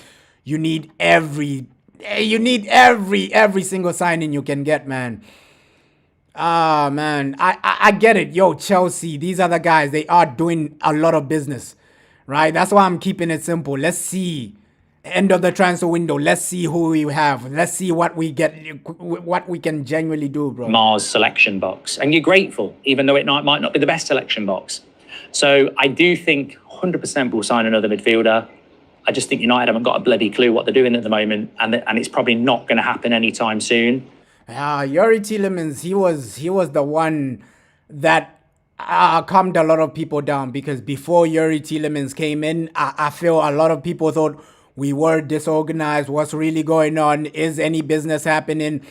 Right? And the Yuri Tielemans transfer, it came after missing out on Matthias Fernandes. So I feel he's quality, man. He's Champions League experience. That's a guy we can rely on. Now bring in a Kone, bring in somebody else, bring in somebody that can help us in another situation, man, because we need it, bro. We need it. Come on, United, man.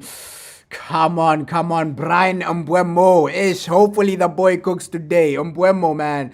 Mbeumo, today is your time, man. Today is your time. Hopefully the guy has a good game, right? Shea Lacey is the one I'm excited for today, man. Shea Lacey, he's up and coming. For me, Shea, let's give him an opportunity, bro. Right? Let's give him a run of games in these preseason. Let him start a lot of games. See what he's on.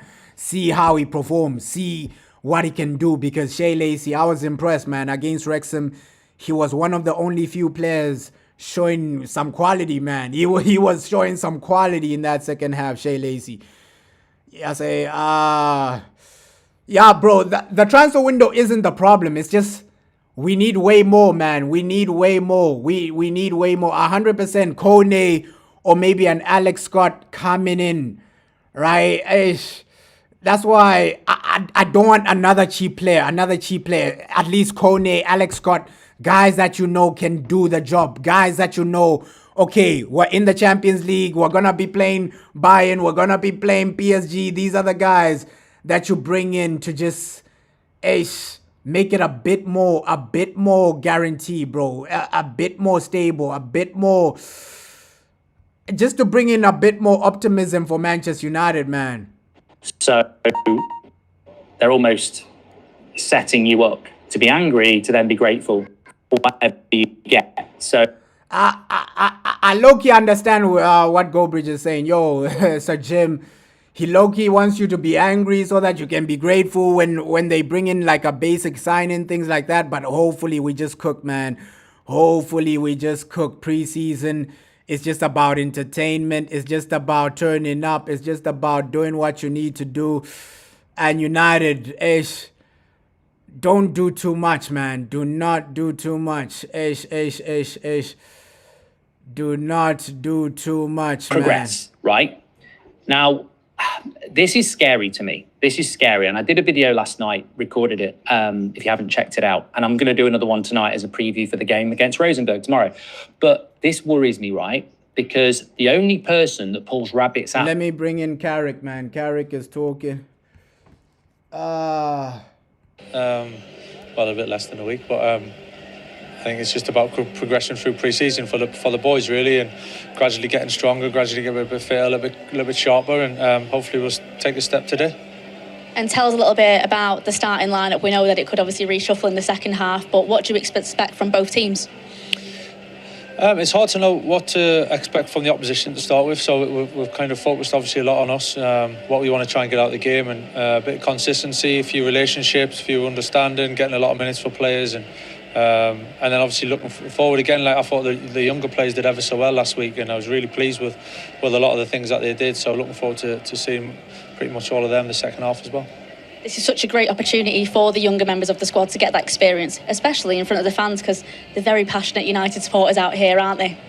Yeah, they are. It's brilliant to be out here, and we know. I've been coming out here a long time, and to feel the support and the amount of supporters we got is incredible, and we never take that for granted. So on top of that, for the younger players, for sure, pre-season is an opportunity that they get a little bit more exposure to around the first team than they do through the season. So it's an exciting time for them as well. It is. Well, good luck. Thank you very much. Yeah, great to hear from like Carrick, man. He's ready for this, man. He's ready for this. Let's just entertain, man. Entertain. At least today, get a goal, man. Hey, today we just need a goal. We just need to deliver, and we just need to play some better football, man. We just need to play some better football. It is preseason, just entertain and vibes. You're saying you have no issue with our new signings. So far, but that's the thing. None of them can really replace Casemiro. They did promise us a guy that's gonna replace Cas. Looks like that's gonna be Kone, but we have to wait and see. For sure, so far, our signings have been okay. We just need more, right? That's what fans are saying. Okay, cool. The signings, nobody's crashing out about the signings. The signings have been okay. We just need more. We just need another guy. We just need that Kone coming in. Maybe a left winger, because we know left wing, it might be a position to just look in. I know some people are saying, no, Dogu can play as a left winger, but what if he gets injured again, and then, you only have Cunha for that position? So maybe left wing, we might need to get him in. Plus Rashford, man. I know Rashford, he's an academy boy. I love him, but we got to move him on. The wages, man. The wages are the thing with Rashford, bro. Right? You can't have a rotational player being your main paid guy. He's going to be the number one earner at Manchester United. He's going to be the top guy at Man United. So with Rashford, I feel we just need to move him on, right? Get in a left winger. Obviously, get in another center back, man. Yeah, and Rashford, the only thing with Rashford is the wages, right? Can you have a guy like Rashford on 350k a week and he's a rotational player? He's coming off the bench. That is a bit worrying. Right, but with Rashford, I feel we're stuck with him, because which other team are gonna spend those types of wages, right? Unless we send him on another loan, we're stuck with Rashford. Unless it's another loan him out to Bayern and then pay half of his wages. That's the only way you're getting rid of Rashford, because Rashford, we heard Fabrizio Romano saying he rejected deals from Turkey, he rejected deals from Saudi. He wants to stay at Man United and prove himself to Michael Carrick. Let's just take it step by step, man. Right? We have so much to worry about as Man United fans. We don't know what's a Jim Ratcliffe, how he's gonna cook. We don't know, are these guys gonna turn up? Are we gonna genuinely win more games? It's still up and down, man. It is still up and down. But today, just deliver, just entertain. Brian Mbeumo, Santos, Shea Lacey, all these boys, man. Mason Mount, just give us something, man. Give us something to be optimistic about, right? Because we know preseason, if you're playing well in preseason, even though you haven't signed anyone, Fans will be optimistic, bro. Fans will genuinely be optimistic. Let's say you're playing well, you're cooking, you're doing this, you're doing that. Fans will be optimistic. Another situation people have been complaining about is Martinez, man. Let me just play this, bro. Martinez. Some people saying sell him, some people saying no, keep him. Let me just play this, bro. Goldbridge was crashing out on Martinez. I don't know why, man. I do not know why. I've seen people doing videos. I've been sent clips of that. I've seen tweets. I think this anti-foreign player stuff comes right to the surface as soon as there's an inkling that they can go in at a player. So he's basically been rechristened as the new Luke Shaw now because he got injured in the World Cup. And we should be getting rid of him, right?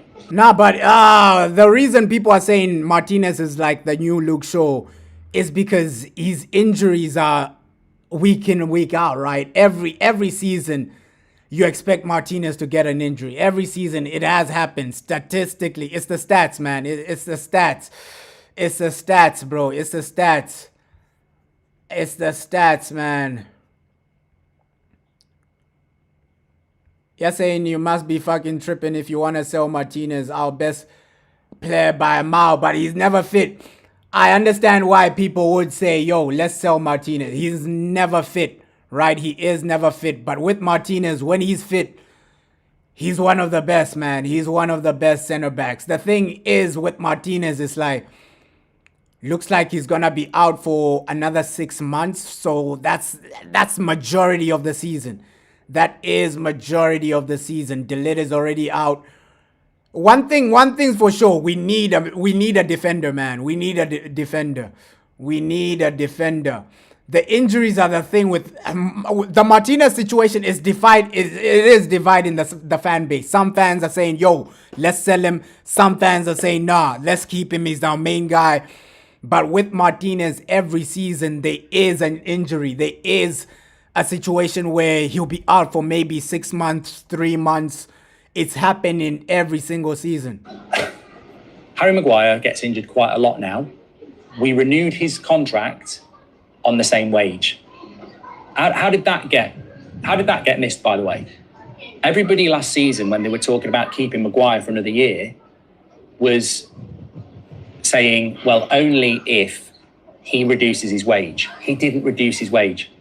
So we gave Maguire a new contract on pretty much the same wage. That was 100%, bro. Like, injuries will affect us, especially now that we're in the Champions League. That's why I'm saying right now, while we still have time, get in another center back, because you don't know when Martinez is going to be back. You don't know when De Ligt is going to be back. So those are two main defenders that are injured, bro. You don't know when they're coming back. So at least just to protect ourselves, right? Buy another center back. Buy another guy coming in. Buy another guy in the center back's position, bro.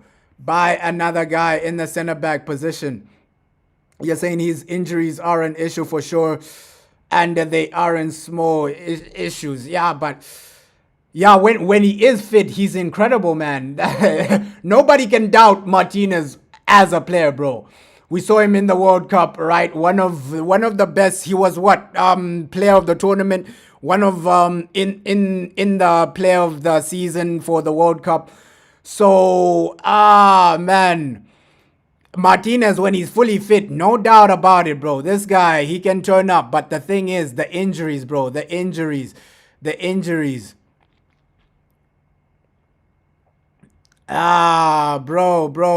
De Ligt is out as well, man. De Ligt is out. Martinez is out. So we just need another center back. We've also got Luke Shaw, who's 31, and, is crap, but also on a big wage. And then you've got Lisandro Martinez, who's still in his late 20s, has had a couple of injuries, admittedly, but is without doubt our best ball-playing defender. And you've had this week people saying, you know what, it needs to be said, Martinez needs to go. We need to move Martinez on. If we move Martinez on, you know where he'll go? Barcelona or Atletico Madrid. And then he's just been in the World Cup team of the tournament. There is potential issues around injury that we need to get the bottom of. But if he goes somewhere else, they will get to the bottom of those issues. And he is on a different level to Luke Shaw and Harry Maguire currently when it comes to ability. Yeah, for sure. De Ligt is back training on grass, but apparently he's gonna miss like the first 2 months of the Premier League. He's doing individual training. That's a massive positive, but he will miss the first 2 months. First 2 months, De Ligt will be out. At least he's making his comeback, man. At least he's making his comeback. At least he is making his comeback. You're saying Maguire stays fitter.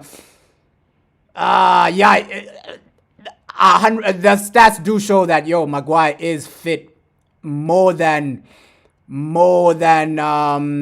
Martinez, right? He is fit more than De Ligt, more than Martinez. I know Goldbridge is saying, we gave Maguire a new contract, but Maguire is only injured for maybe 2-3 games and then he comes back. He won't be out for months. That's the thing. That's the thing. Let's see. That's why I'm saying we just need another defender, man. We just need another defender to just come in, stabilize the situation, and just help us build a foundation from there, bro. We are messed up. Unless we sign another player. Unless we sign like another defender. That's why it's critical moments right now, bro. And let's be real, the defensive market, how many quality defenders are still available for a reasonable amount of money? That's the thing where that's the main issue, man. He has something that you can't really buy in the modern game, and that is dedication, motivation, aggression. It is not the time to be removing Lisandro Martinez, but it is the time to be calling out these prats who are trying to christen him the new Luke Shaw. I would say to those people, is that because he doesn't have a British passport? Because it seems to me... No, I don't think people are saying that because he doesn't have a British passport. It's just because of the injuries, man. The injuries. Yeah, we do need to be ruthless, man. We do need... man, I don't know what Sir Jim is gonna do, but we need to get our business done right now, man.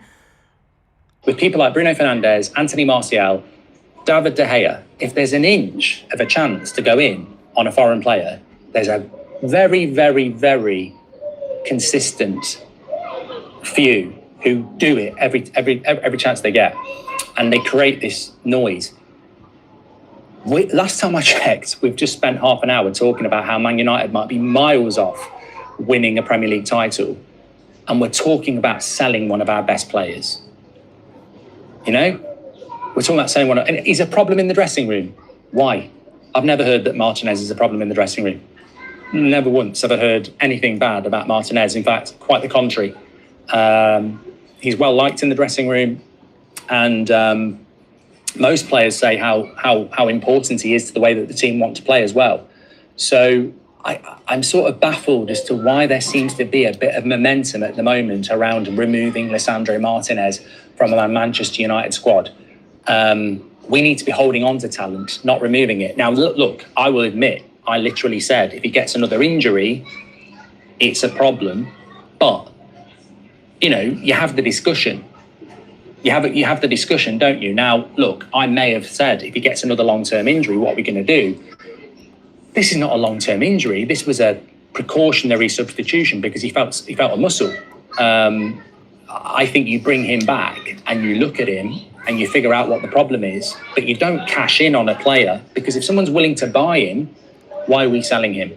Yeah, bro. Hopefully we just have a good game today, man. Come on, Manchester United, bro. Come on. The boys, man. The boys just need to entertain today. It is what it is with Martinez, the Martinez situation. Hopefully a lot of these players are back soon, right? Fully fit, we have an amazing defense, bro. Fully fit. When everybody's fully fit, our defense is probably the best in the world, man. I can't even lie, right? When everybody's fully fit, when Martinez is there, when De Ligt is there, low-key, we've been robbed, man. We've been robbed of that partnership because of injuries. Injuries have robbed us, man, because imagine Martinez next to De Ligt. That's an amazing That's an amazing center back partnership, man. Yeah, 14 years, man. Ish. It's crazy, bro. It's crazy. 14 years, man. 14 years without a Premier League. Bro.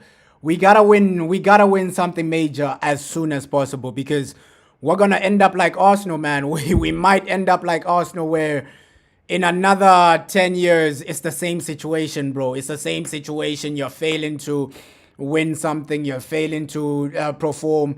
Yeah, man. 14 years. It's a long time. It's a long time. 14 years this season without a Premier League trophy.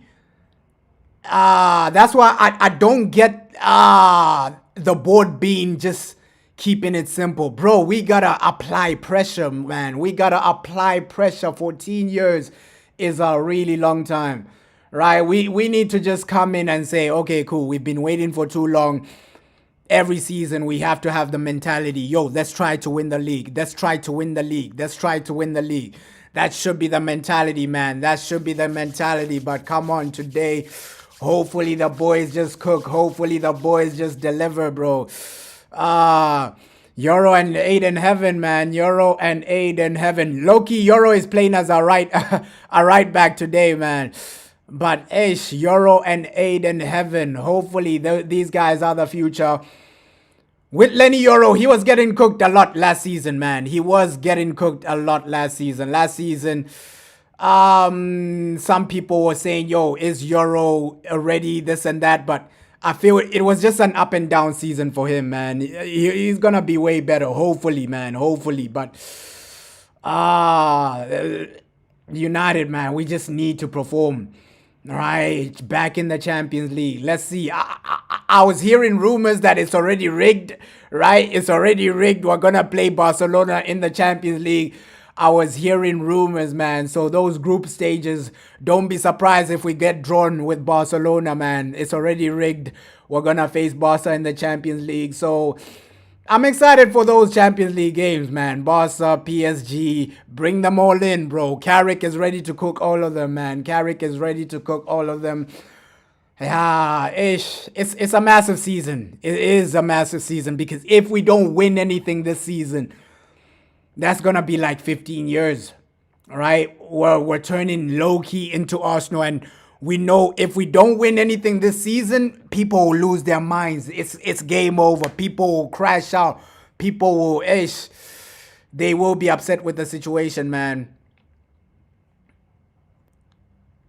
Yeah, that's why I'm saying time and patience, man. Time and patience, right? With Aiden Heaven, Lenny Euro, they're still not in their prime, man. They're still young defenders, still developing. We just gotta keep it simple with them. 100%. They are for the future, bro.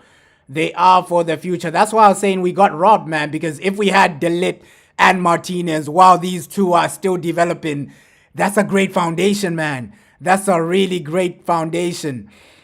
Yeah, we do turn up against the big teams. Bro, it is the small teams where we fail. So Champions League, I'm extremely confident, man. Big teams, we always turn up. I feel Champions League this season, we're going to make the top 10. Top 10 in the group phases. We're going to make them. But then, let's see what we do in the knockout stages. Knockout stages, maybe quarterfinal, round of 16. That's where the business officially begins. I feel Carrick can make the round of 16, bro. It's going to be... I don't think we're going to get knocked out in the group stages, man. Round of 16, we're going to be there, right? Maybe we might reach a semi-final. Let's see the transfer window, what the transfer window is saying. Yeah, bro. Lenny, Aiden, those are the future. And I just hope we just keep it simple. Don't overcomplicate things because these guys... Build with them, man. Build with Lenny Euro. Build with Aiden Heaven. Right? For sure. And today, the team looks good. The team looks good. Hopefully, these boys, man, just do what you need to do. Come on. United, it's time to deliver. It's time to turn up. It's just vibes, bro. I wish Tielemans was here because that's the guy I really want to see. Yuri Tielemans. How is Carey gonna set up with Yuri? Yuri Tielemans. Um, I feel we're gonna play way better football with him in the team, right? Because we've seen him for Villa. We saw him when he was at Leicester City, bro. The type of passing from that guy, man. I wish he was in the team right now, Tielemans, man. I can't wait to see him. I can't wait to see him in our system, bro. You're saying there's a there's a reason Real Madrid were hungry for Lenny Euro 100%. He was a great signing. He was a great signing. Stick with him 100%. Like there's a reason, Madrid were chasing him, right? Lenny Euro, he's one for the future. Aiden Heaven, he's already shown you that he's good enough. He's already shown you that he's good enough, bro. And JJ Gabriel as well. Hopefully, the boy JJ does cook today. Come on, JJ Gabs. Come on, JJ Gabriel. Hopefully, the boy cooks today. Shea Lacey. At least first half. Give the ball to Shea, man. Shea Lacey is really technical, man. He's an exciting player. He's an exciting player, bro. I don't know why Kai Rooney is not here. Bring in Kai Rooney as well. Why didn't they carry Kai Rooney to the preseason? But hopefully we just turn up, man. Hopefully we just turn up, deliver. And then Kobe Maino, all these other boys, they're coming back next month. By the time we play AC Milan, we're going to see our full team. Our full team, Kobe, Bruno, all these boys, Cunha, they're coming back, man. So let's just keep it simple today, man. Keep it simple, entertain, and do what you need to do. Do what you need to. Zersky as a number 10. Hopefully the boy cooks. Hopefully the boy cooks. Yeah, it's JJ. JJ's the guy, man. JJ and Kai Rooney. I feel we need to just put all our eggs into those two, right? JJ, Kai Rooney. One of them will make it. I believe one of them will make it. Either Kai Rooney, we see he's a talent already, man. He's a talent already, scoring bicycle kicks in the academy, right? The delivery from Kai Rooney, the passing. That boy he's out of this world. I'm gonna say it right now. Kai Rooney is out of this world. He's just like his father. Literally, when you think about Kai Rooney, you remember Wayne Rooney, right? He can play multiple positions, Kai Rooney as well, right? He can play as a right winger. He's okay in the number 10. He's okay in the left. He's okay as a striker.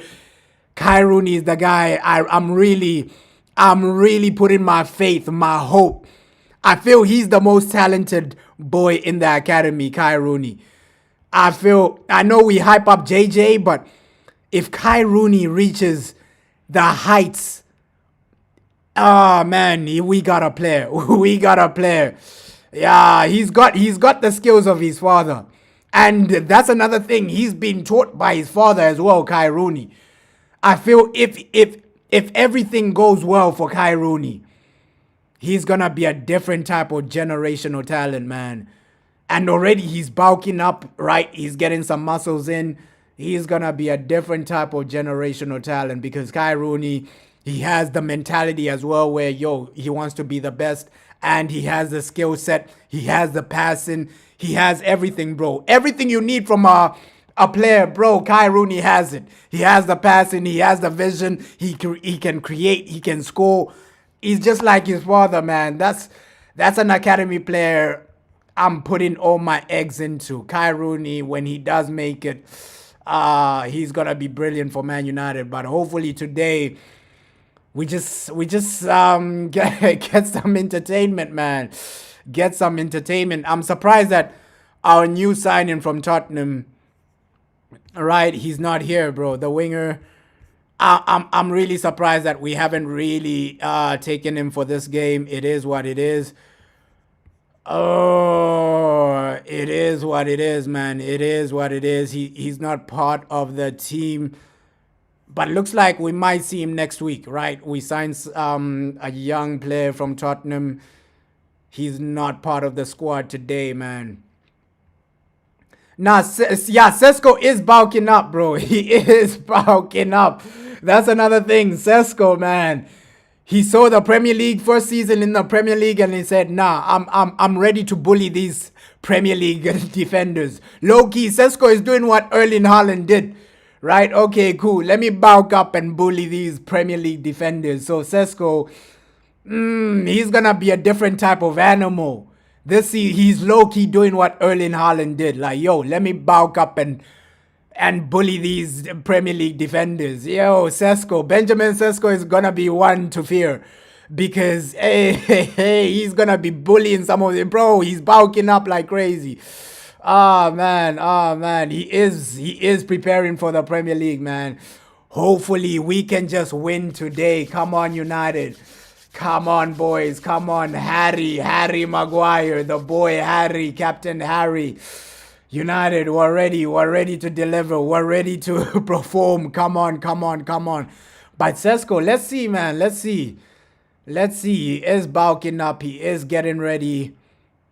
And I feel I don't think he's injured. Behind the scenes, I feel Carrick has just told him, my boy, bulk up. My boy, focus on bulking up. Focus on getting ready for the new season. I feel Carrick has just given him some time off to just get ready, to just prepare. I'm excited for Sesko, man. I'm excited for Sesko. Bro, he's gonna be a beast.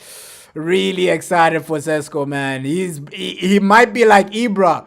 Low-key, he did say, I remember when Sesko joined the club, right? That interview, he did say Ibrahimovic is his role model and things like that.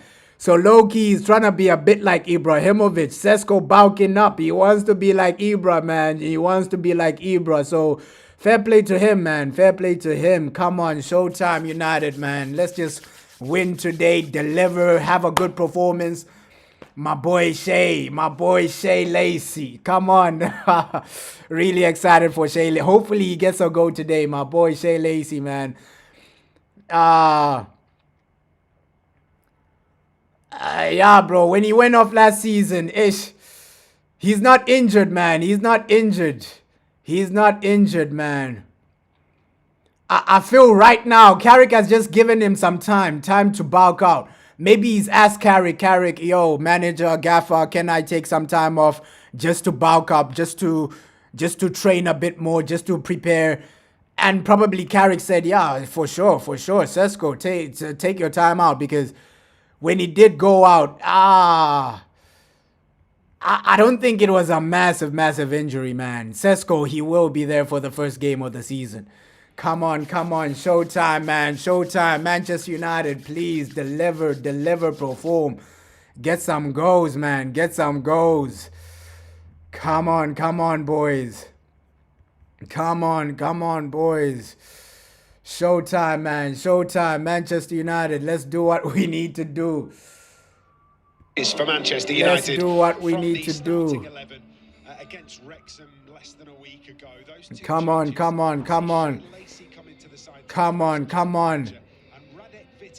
Nah, bro. Online sites, you're saying Vidbox. Yeah, Vidbox. I feel if you're not gonna subscribe to the thing, they are sites. They are sites, bro. They are sites. Man, let me try and look for these sites. As we go through the game. Fewer changes than I think Live Sports, that's another site where you can watch this. But some of them, they will be a bit expensive. But yeah, VIP box, man. VIP box might be the best. It might be the best. It might be the best, bro. Come on. Showtime. VIP box 100% might be the best, bro. Who has done very well in recent games for Rosenborg. In fact, yeah, it's just about viruses as well. But VIP box might be the best for free situations as well. Come on, United. United. They are a lot out there, man. They are a lot out there. Like, hey, live sports. Live sports is another one. VIP box. But, ish. The others, I don't know. They might have viruses, bro. Yeah, footy bites. Ish. There are some. It's just be careful, like, with viruses, bro. Showtime.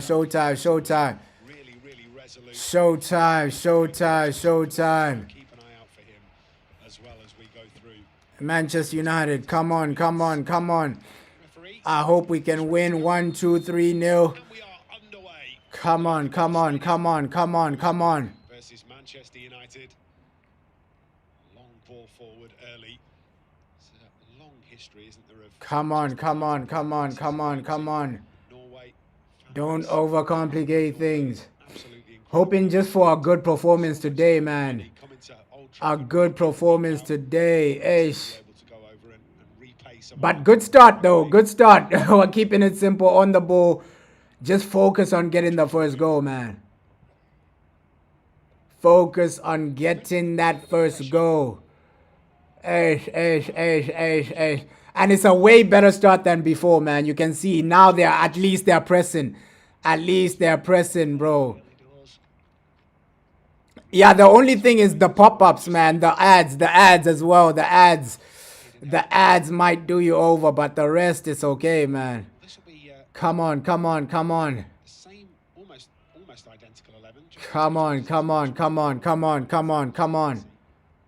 game that Manchester United play, likely to see someone more first. Nah, good start though. Good start. Good foundation. Ish. Get the ball to my boy. My boy Shea Lacey. At least we're pressing now, bro. Harry Maguire is active. At least we're pressing, but the passing. Lenny Euro. Come on. Misplaced pass as well. A conundrum for managers when you've got people coming back and Misplaced pass as well. Come on. understand that they have to have that little bit of time, but it does. Come on. If you like, with the pre-season program. But let's see, man. Ish. So far, transfer window. I know people will complain. They will say, "Yo, we might need a bit more. We might need a bit of maybe a left winger or something like that." But ish, we just need to apply pressure on the board, man. Apply pressure on the board. Come on. Loops up into the area. Luke Shaw takes no chances. Gets it away to Brian and Burmo. Hey, we're failing to keep the ball early on. Come on, United. Failing to keep the ball early on. Starting on this right-hand side and Shea Lacey more central. They'll be interchangeable, won't they? Yo, bro, how you doing? Yo. Between the sticks, it's really good to How you doing? such a good season. Come on. Zersky, Josh. Really good season. That's the problem with Josh sometimes. Ish, keep it simple, keep it moving. Yeah, we want quality, man. We want quality. Quality over quantity, man. I feel that should be the mindset, man. Right, the third midfielder, it has to be Kone, bro. It has to be Kone. It has to be somebody with high quality, high mentality. Come on, guys. Come on. Let's do what we need to do. Sporting a lilac number. Come on. It's a bit of a slow start from us, man. It's a bit of a slow start. We're failing to build up, right? We're losing the ball a bit more. We're losing the ball a bit too much. Rosenborg look like the better team. Ish. And we're giving away silly free kicks, man. Silly free kicks, silly fouls. Come on, guys. Come on. Come on. Keep the ball. That's the main frustration in the early stages, man. We're failing to control the tempo. We're failing to control the tempo. Come on. Sometimes the continental But I feel we can win this, bro. I feel we can win this 100%. I feel we will win this 100%, man. and that takes a bit of time, takes a bit of game time to really find it. Yeah, you work on the strength in your. Oh, Mbwems. He's fired up. He is fired up, man. But I think this might be the season for Sesko. Sesko, I'm not going to say he's going to score more goals than Erling Haaland, but he's going to be top three goal scorers in the Premier League. I really believe in Sesko this season. This season, I feel he's going to get goals. Because if you remember last season, bro, Sesko, he started off the bench, bro. He was a bench player first, right? Ruben Amorim wasn't really playing him, starting him. And then when he started starting games, bro, Sesko was scoring so many goals, man. Sesko was the guy, man. Sesko was the guy. I feel this season it's realistic to say 20 Premier League goals. I feel he can achieve that, Sesko. Come on, United. Keep the ball. Keep the ball. Keep the ball. Keep the ball. Keep the ball. Keep the ball. That's what we're failing to do. Both games, the other team has had possession. Wrexham and now Rosenborg. We're getting cooked. Oh no. Oh no. Oh no. Oh no, oh no, guys, keep it simple. I feel these guys might score. If we're not serious, these guys might score, man. We're not playing well. We are not playing well right now. Come on, boys. Ish. Not the greatest of starts. I can't even lie. Not the greatest of starts. Not the greatest of starts. Come on, boys.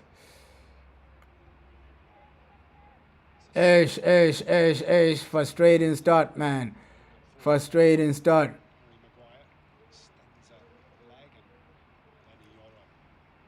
Come on.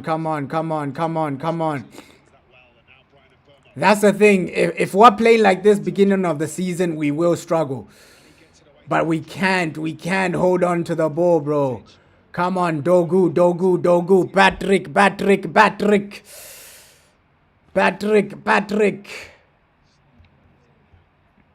We just at least celebrate a goal. Beginning of the preseason. Come on, we need our first goal. Shea Lacey has been good though.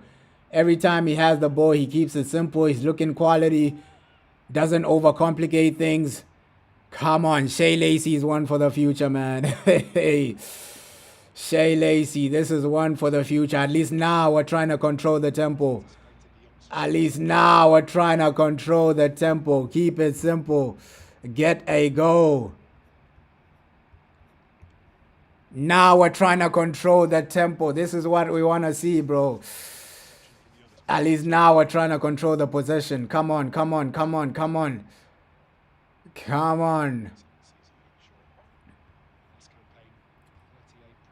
And with Luke Shaw, do people trust him to stay fit this season? Let's see, because looks like he will be our main guy as the left back. Unless we buy somebody new, looks like Luke Shaw will be the main guy this season.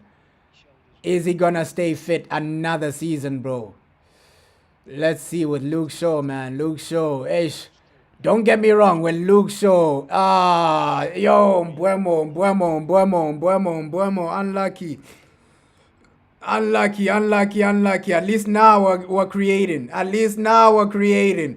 Mbwemo, unlucky. His shot was saved. Unlucky. At least now we're getting shots on target, bro. At least now we're getting shots on target. Come on, Brian Mbwems.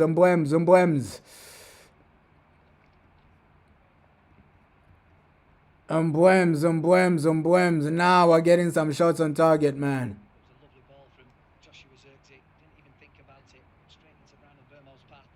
Come on. Now we're getting active. Pass it quickly. That's the thing with Zersky. Sometimes he does something well, and then the next moment he does something bad-ish. Come on, Josh. Keep it consistent, my guy. Keep it consistent, my guy. Nah, perfect start, though. It's an okay start, man. I can't even lie. It's an okay start. At least we're getting shots on. It's way better than the first preseason game. First preseason game, we're not even testing the goalkeeper, man. Come on, come on, come on. Turn of pace and certainly can find the back of the net. Yeah, I was just about to say, he's a goal threat. Not just with his feet either. Saw him score that thumping. Yeah, I worry about Carrick this season, man, because, ooh, bro, if we don't start well, people will turn on Carrick. If we don't start well, people will turn on Carrick. So it's just about cooking, doing what you need to do. I feel like now we're looking a bit better. Now we're looking like the bigger team. Now we're dominating the game.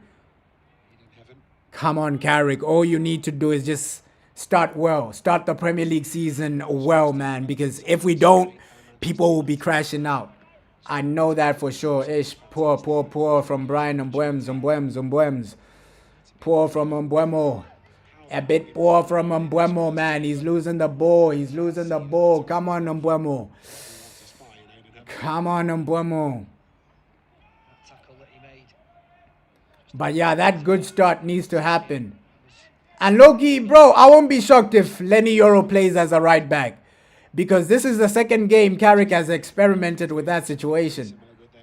Lenny Yoro as a right back, bro. I won't be shocked if that's the situation, man.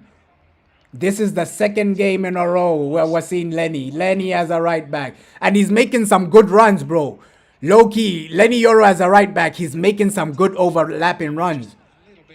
I don't know. Maybe it's a position he might grow into. He's making some good overlapping runs. I won't even lie. Yo, keep it simple, keep it simple, keep it simple. Come on, boys. Just begging for one goal. One goal will take us over the line. Is that between the lines? Herrera Oof. gets it back. Adrian Great interception, bro. Shea Lacey, man. He's been good. Stickability too, isn't it, from Joshua? But Mbwemo, man, that's the thing. Mbwemo, every time it gets to him, it's up and down with Mbwemo. It's up and down with Mbwemo, man. United do really well to turn the ball over, aren't they, in positions and then manage to transition.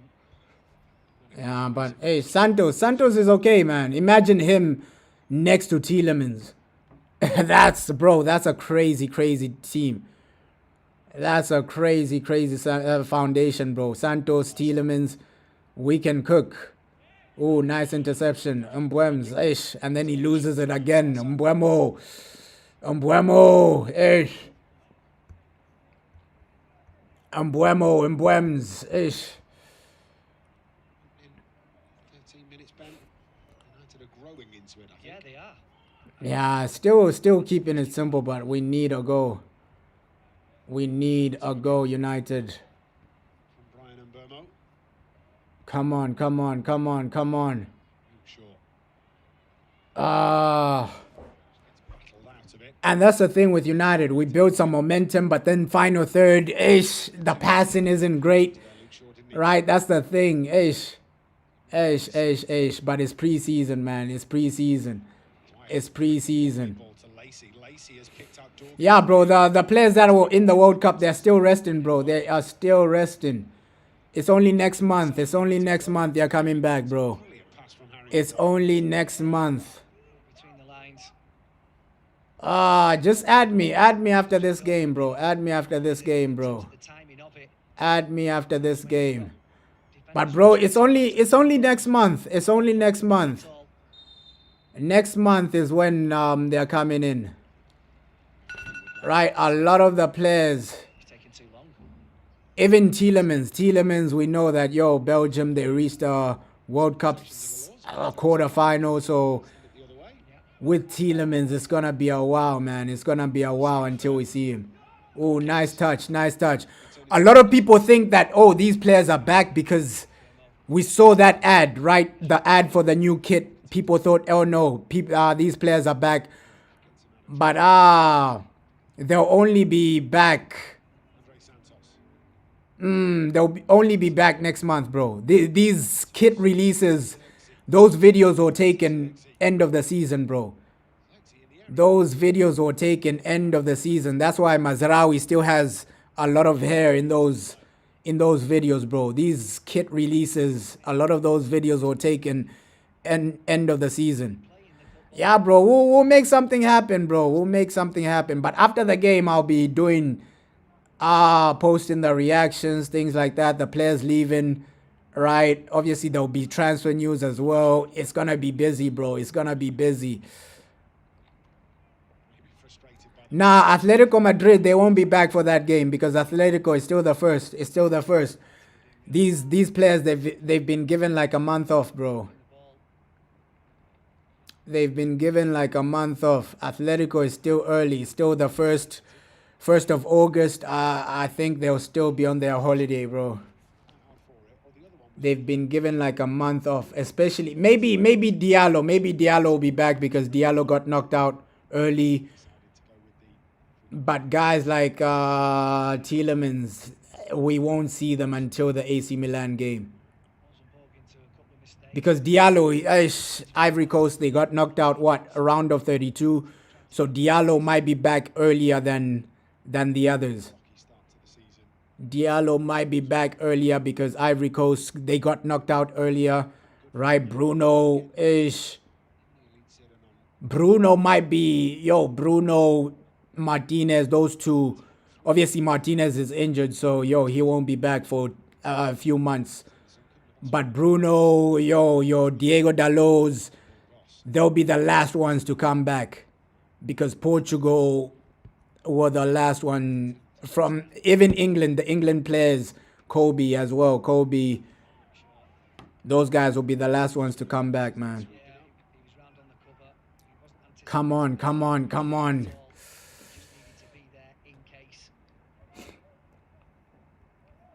Come on, boys. Come on.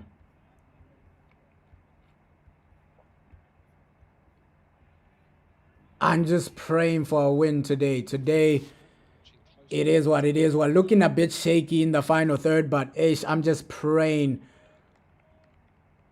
for a win.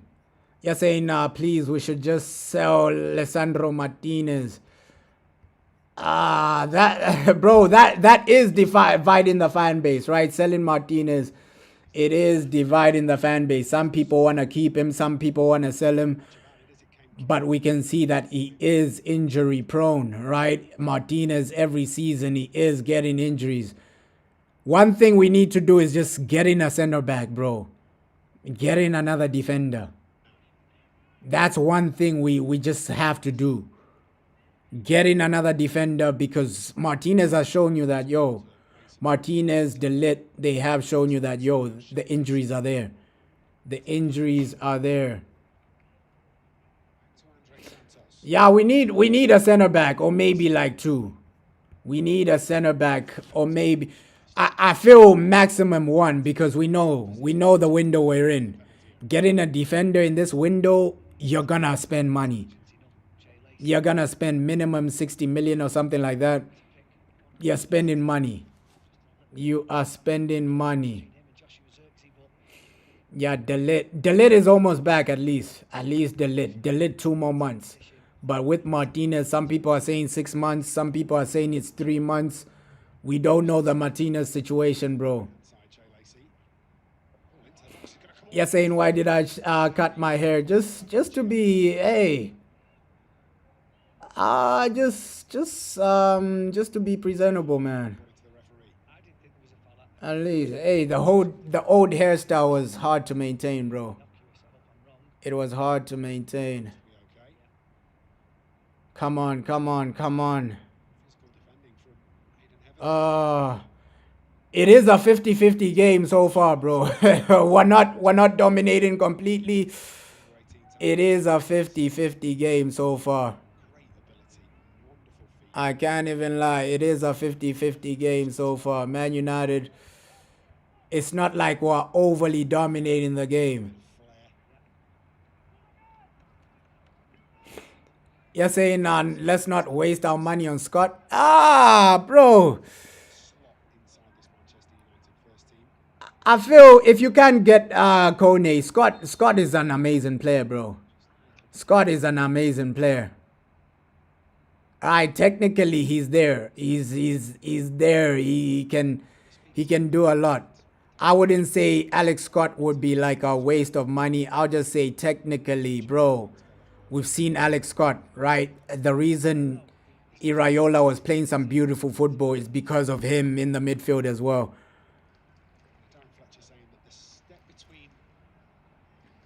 You're saying you prefer him over Baleba. Yeah, Kone is probably my first choice as well, bro. You're saying wash bums next season. We're gonna be scary. Next season is gonna be scary. Ish. We're not looking good so far, bro. We're not looking good so far. I don't know why these boys are not turning up. Man, I do not know why these boys are not turning up, bro. Ish. It's not ish. You're saying we are cooked next season. It's not the greatest of starts. This is not encouraging for the team. They look poor. They look poor. They look tired. They look poor. Right? Even when we're attacking, ish. We're getting some corners, fair play. We're getting into the final third, but we're not creating enough, man. And you gotta put context into the situation, bro. Right? Ish. This is not our main team. The team is really poor. I feel get the ball to Shea Lacey. Shea Lacey can do something. But man, I agree with you. It hasn't been good enough, man. So far, it hasn't been good enough. You're saying Ruben Amorim played better football during preseason. I remember that preseason, bro. I was live for every game. The football was good, but you're saying you miss Ruben Amorim's preseason. It is what it is. We're not looking. But the thing about Ruben Amorim, he had the main team. He had a main team for that preseason. Kobe Mainoo was there. Everybody was there, bro. Bruno was there. Things like that were there. So with Carrick, this is Team B, bro. This is low-key Team B. How many of these players are going to be starting? It's only what? It's only Mbeumo, Dogu, right? With Ruben Amorim in the preseason, he had the main guys, bro. He had the Cunhas, he had the Brunos, he had the main guys, the Casemiros. Man. Yeah, that's the frustrating part. Man United, you can't really create without Bruno. That's the frustrating part. Yeah, this isn't even our first team, bro. Man. You're saying that's literally 70% of our first team. Nah, bro. Hey, Ahmad ain't there, right? You have a lot of players. Even the goalkeeper, right? Defensively, Martinez ain't there. Things like that. So, I get it. A lot of them are starters. But, man. I'm not making excuses for Carrick. It should be better. It should be better football, man. Yeah, multiple games we obviously we don't look good. That's one thing I'm not gonna hide from. Right? We do not look good. That's one thing I'm gonna hide from. When Ruben Amorim was playing badly, I said it, and now I'm gonna say it as well. Okay, cool. We do not look good, bro. We do not look good. But come on, Santos, my boy Santos. He loses the ball. Come on. It's more of the players, bro. The players look fatigued. I wouldn't necessarily put this down to Carrick. It's just the players, bro. They really look poor, man. They really look lazy. Some of them are not pressing. Some of them Poor passing here and there. Oh, man. Yeah, we have two Belgians, Aish Lamens and Yuri Tielemans. Yuri Tielemans, man. I wouldn't really cook. I'm not going to cook Carrick too much, right? Yes, it's not looking good, bro. This is not the most entertaining football. But the players look so lazy, bro. Nah, I didn't see Tottenham, bro. How did they play? Were they cooking or they got cooked? How did Tottenham play? I didn't see Tottenham, bro. I'm not really paying attention to other teams preseason. But obviously, Real Madrid are playing as well. Looks like Goulet missed a penalty, right? Real Madrid are playing as well in their preseason. But I'm not really paying attention to too many teams in their preseason, man. How did Tottenham play, bro? Did they get cooked? Ish. Yeah, the players do need to step up right now. You can see, bro, that's why I'm not really cooking Carrick too much. I know some people say, yo, the football isn't great. But these players are walking, bro. Some of these players are walking. None of them are pressing, right? It's just, they're walking. It looks like they're not serious, bro. It looks like they're not serious. Lack of urgency. They're walking, poor passing. Bro, you can count over 10 times with misplaced passes. I'm not going to put that down to Carrick, bro. Over 10 times misplaced passes. Right? Players are losing the ball. Heavy touch from Brian Mbeumo. Heavy touch from this guy. Heavy touch from that guy. You're not pressing this and that. So I'm not going to put it all down to Carrick, man. You're saying your problem is now, the signings we're going to make next. 100%. And I was telling you from the beginning, bro, Santos is meant to be a rotational player. Some people thought, no, this guy should be starting.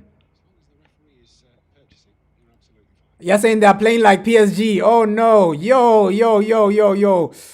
I told you, those are the guys I wanted. Matthias Fernandes, Tonali, those are the guys I wanted. Tielemans is good, right? But I wanted Matthias Fernandes because I've seen him, bro. People were cooking Matthias Fernandes saying, oh, no, he got relegated, this and that. I've seen Matthias Fernandes play, bro. That's why I was so disappointed when we didn't get him.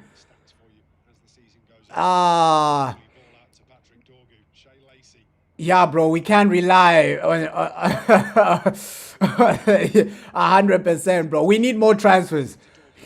Oh my God, Jeremiah. Unlucky. Dogu. Best thing we've done in a while, bro. Bro, we need signings. 100%. 110%. We need signings. That's why, bro, I was crashing out when we didn't get like Matthias Fernandes because I know how good he is. Right? Having Matthias Fernandes over Santos, I would take that. Because I've seen this guy, man. Santos was playing for a better team, but who are people talking about? People are talking about Matthias Fernandes, bro. West Ham, the only guy shining for West Ham was Matthias Fernandes. Let's be real. Last season, were we hearing about Santos? We are not really. The guy we're hearing about is Matthias Fernandes. Fernandes, especially that game against Arsenal. Look at the way he cooked Arsenal. That's why I would have been way better off with Matthias Fernandes over Santos.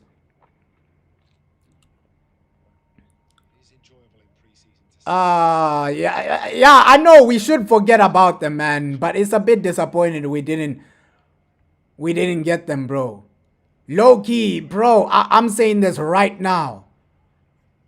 Matthias Fernandes would have been a better option than Santos. Don't get me wrong, I like my boy Santos, man, but I said it when he came in, bro. Like, yo.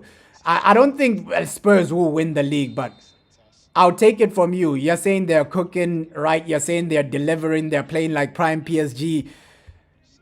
Bro, I said it when we're linked to Matthias Fernandes. This guy will improve our football. That's why I wanted him as well, bro. This guy will improve our football.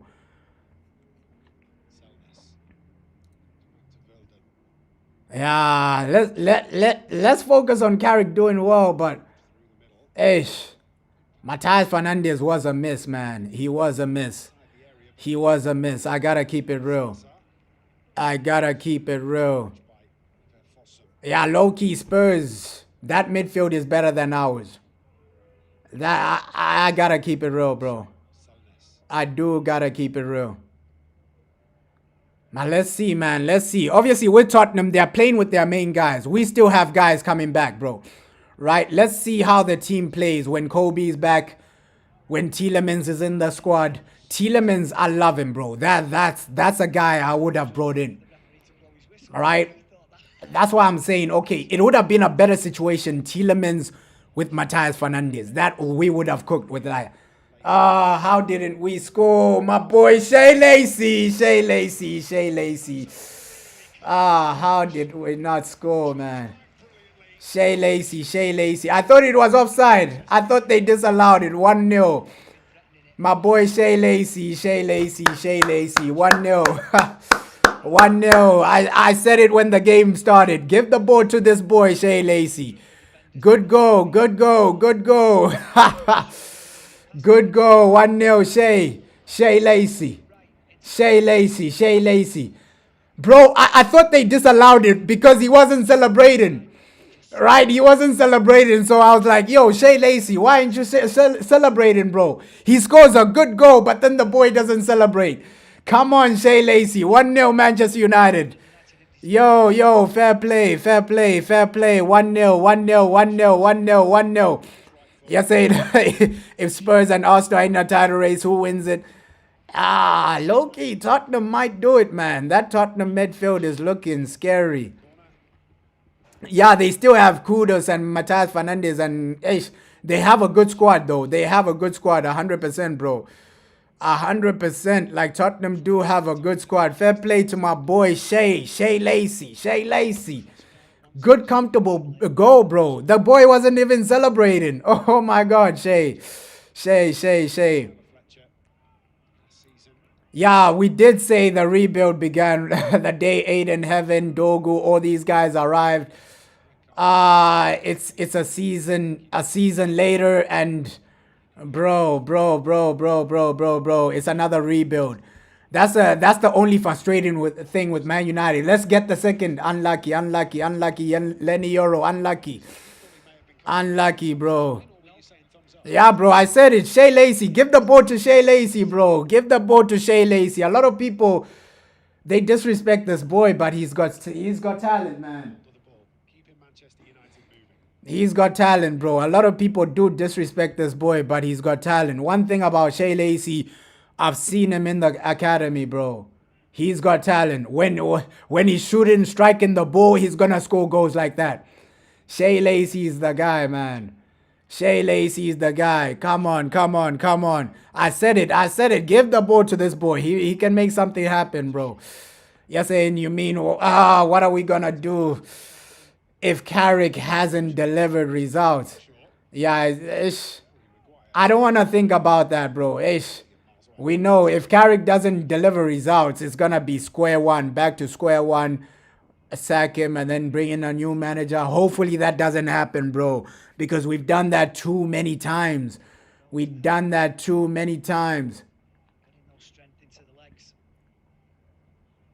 saying, we need to sell Shea. Nah, bro, I would keep Shea Lacey, bro. Why sell him? This guy is talented, bro. He's talented, bro. He is talented. I wouldn't sell Shea Lacey, bro. I wouldn't sell him.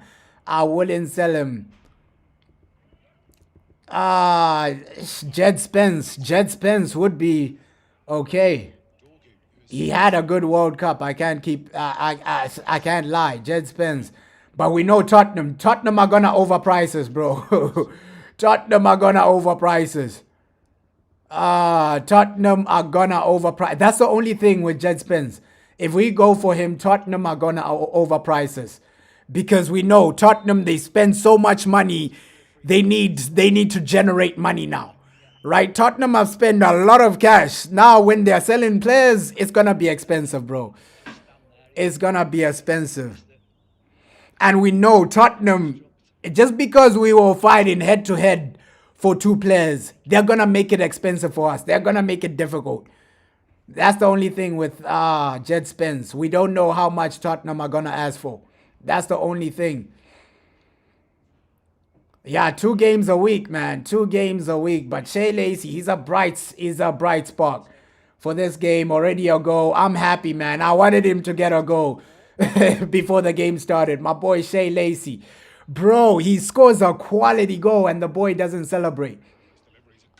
Ah, unlucky. Lenny. Eish. Almost another goal, man. Low key, we're finding our form. It should be 2-0 now. Great delivery from Brian Mbuemo. Eish, great header. Unlucky with the post. He hits the post, man. He hits the post. Ah, low key, should have been 2-0. It should have been 2-0 by now. But Shea Lacey looks amazing, man. Yo, Shea. Even Dogu looks good, man. Dogu looks good. We're playing some okay football now. We're looking dominant now. Come on, let's just get one more. Now we're controlling the game, man. Maybe this is what Carrick boys coming in now. Now we're dominating the game. Come on. Nah, bro, but I said it when we missed out from Matías Fernandes, bro. We've missed out on a good player, right?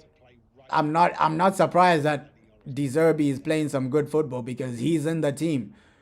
Tonali, Matías Fernandes, Spurs are gonna be playing some insane football with those two. Yo, come on. I'm just praying for one more.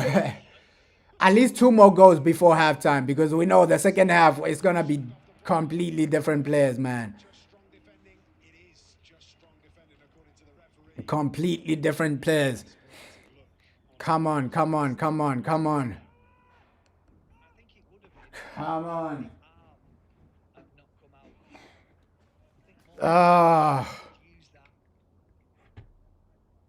You're saying Rashford needs to be put into the first team. I feel we should just use Rash. If he does stay, use him the way Barcelona were using him. Barca were using him as a rotational player.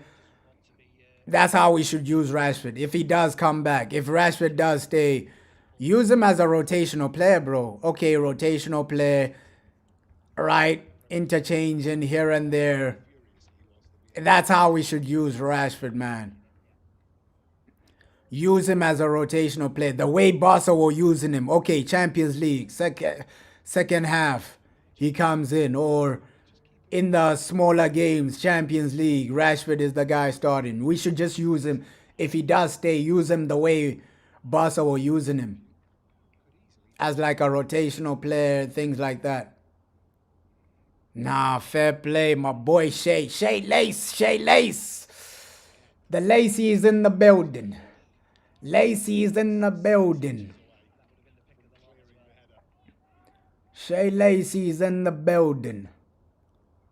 Bro, I've always rated Shea Lacey, man.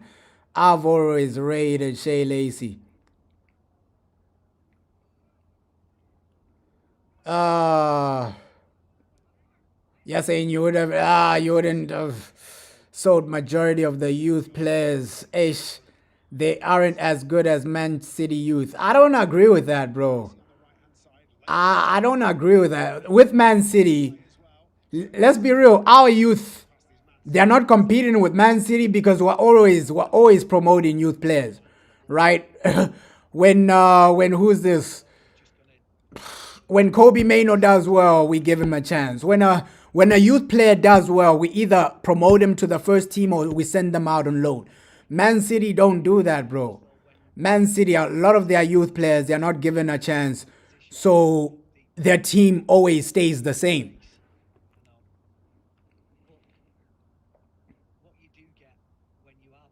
You're saying this is the worst youth team you've ever seen. Only decent players, JJ Gabriel. I feel Shea Lacey is good. Kai Rooney is good. Right? They have some decent players, man. There are some decent players. I don't think it's completely horrendous. The difference between like Man United and Man City, let's be real. When Man United, when a youth player does well, we'll give them an opportunity. They'll get their opportunity and then they'll go out on loan. Look at Vitek. Vitek, he's an academy goalkeeper where he's going out, right? We're gonna sell him. Bro, it's not like Man City. Man City, they don't do what we do, right? They barely give their youth players a chance, so they barely sell their youth players for like of course, Man City, they will get some up and coming guys like Cole Palmer, right?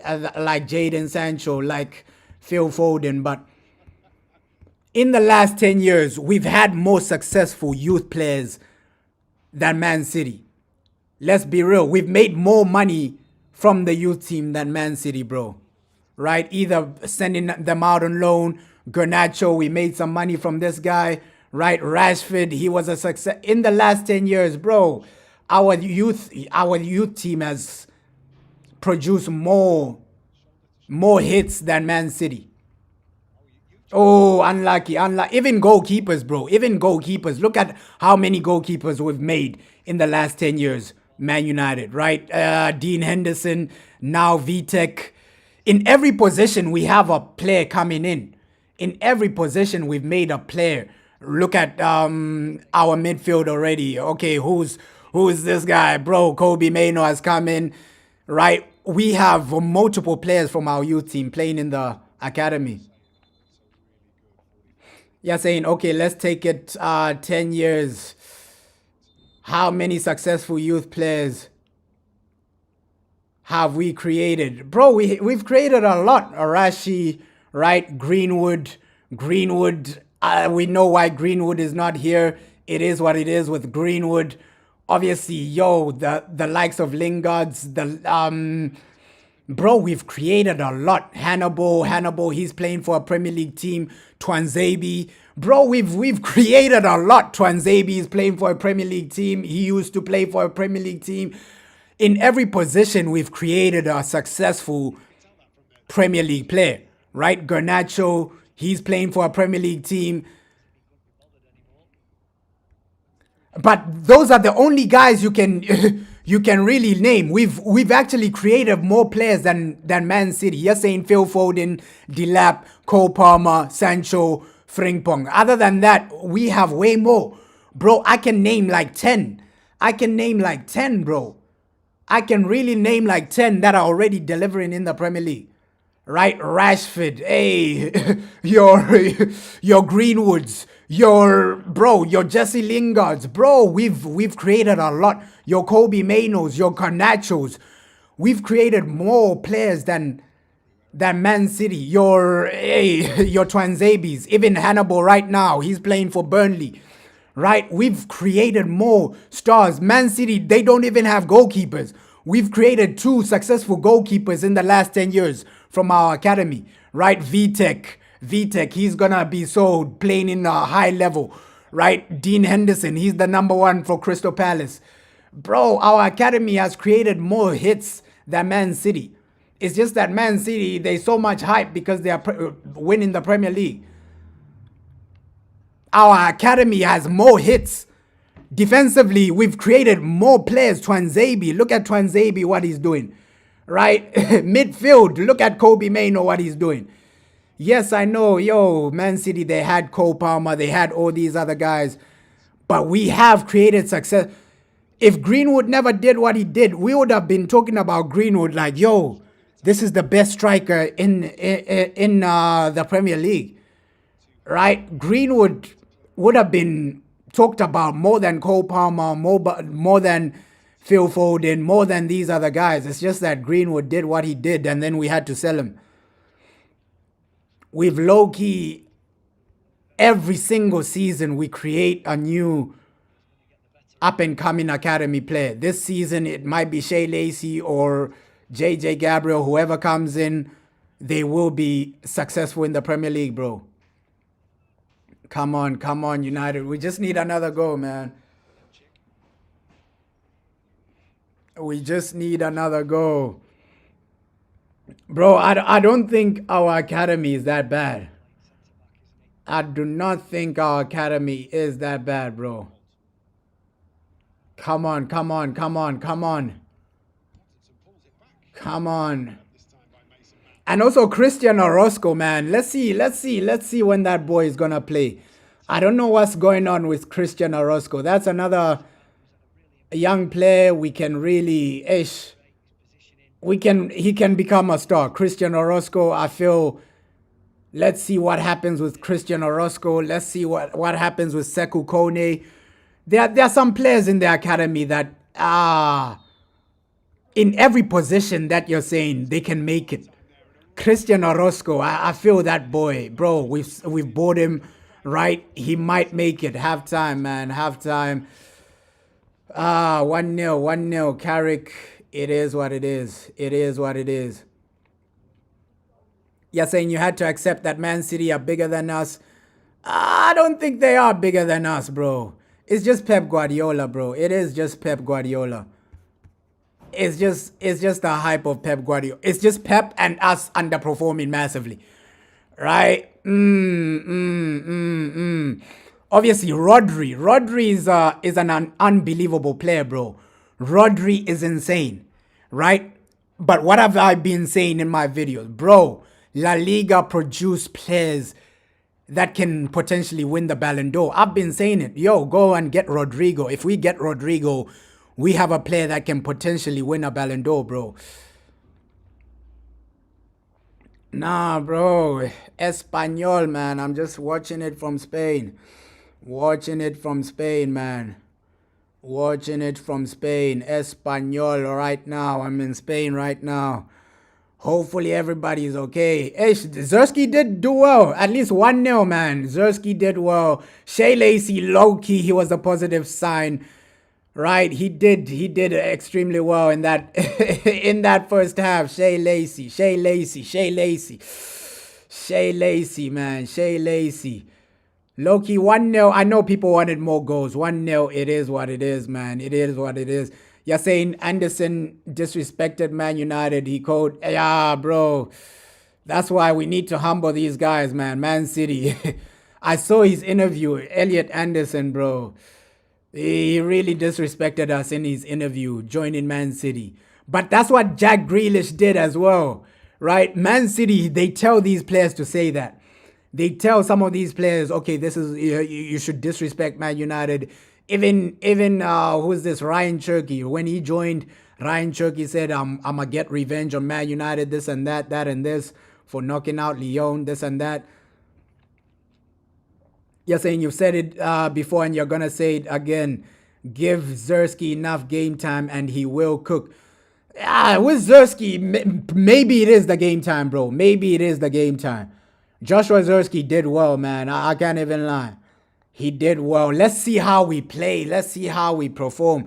I don't know how old Shea Lacey is, but he must be a teenager, bro. He must be like 19, 18. He's a teenager, bro. Nah, I feel he's 18 or something because I remember FA Cup under 18s. Wasn't he part of that game?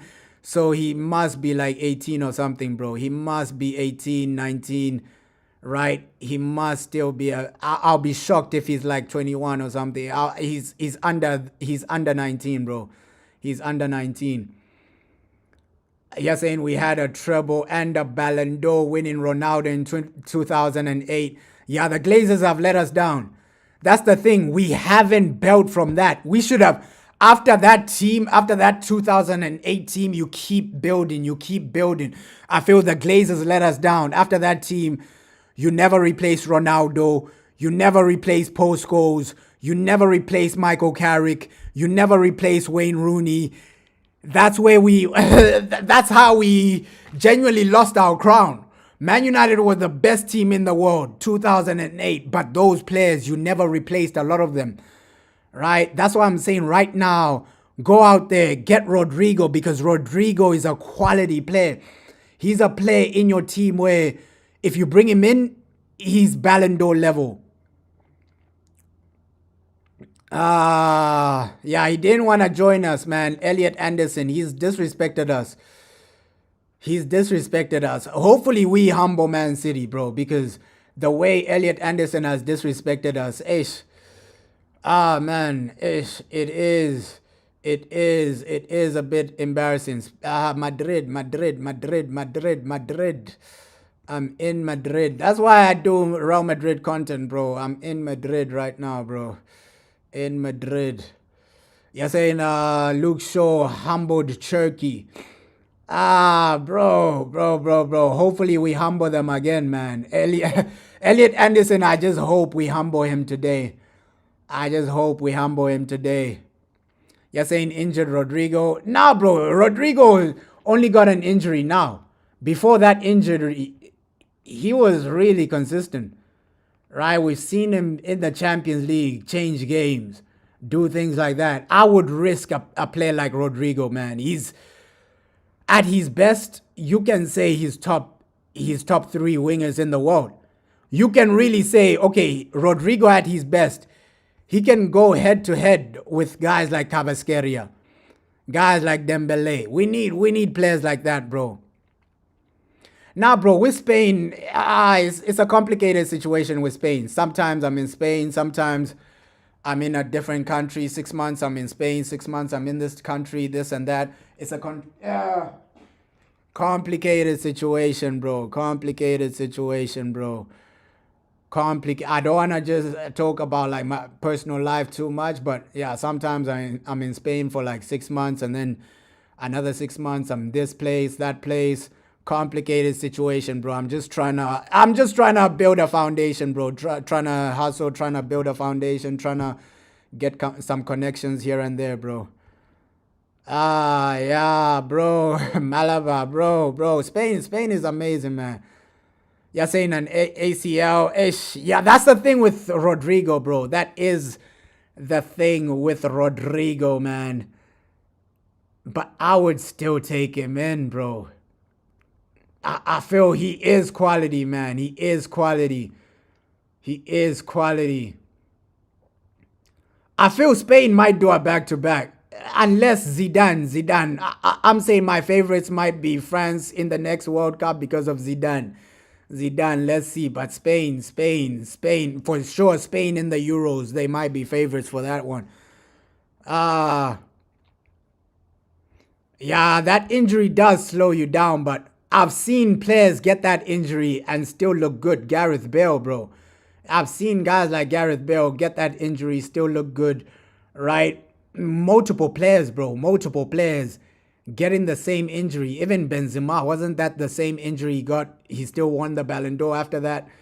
So I've seen players get that injury and still look good. Man. You think Germany and Jurgen Klopp? The thing about Germany, I just feel their players are butlers, bro. That's why, can Germany win the next World Cup against France, right? Spain will be better, right? Let's see. Maybe England will have new talents. Who knows? Germany, it's just they have too many butlers, bro. Right? They just have too many butlers. Kai Havertz, I don't really trust him. Things like that. I get that Klopp is amazing. Let's see, man. The next World Cup, it'll be interesting, bro.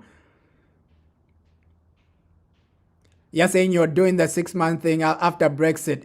Yeah, bro, it does pain. It does pain.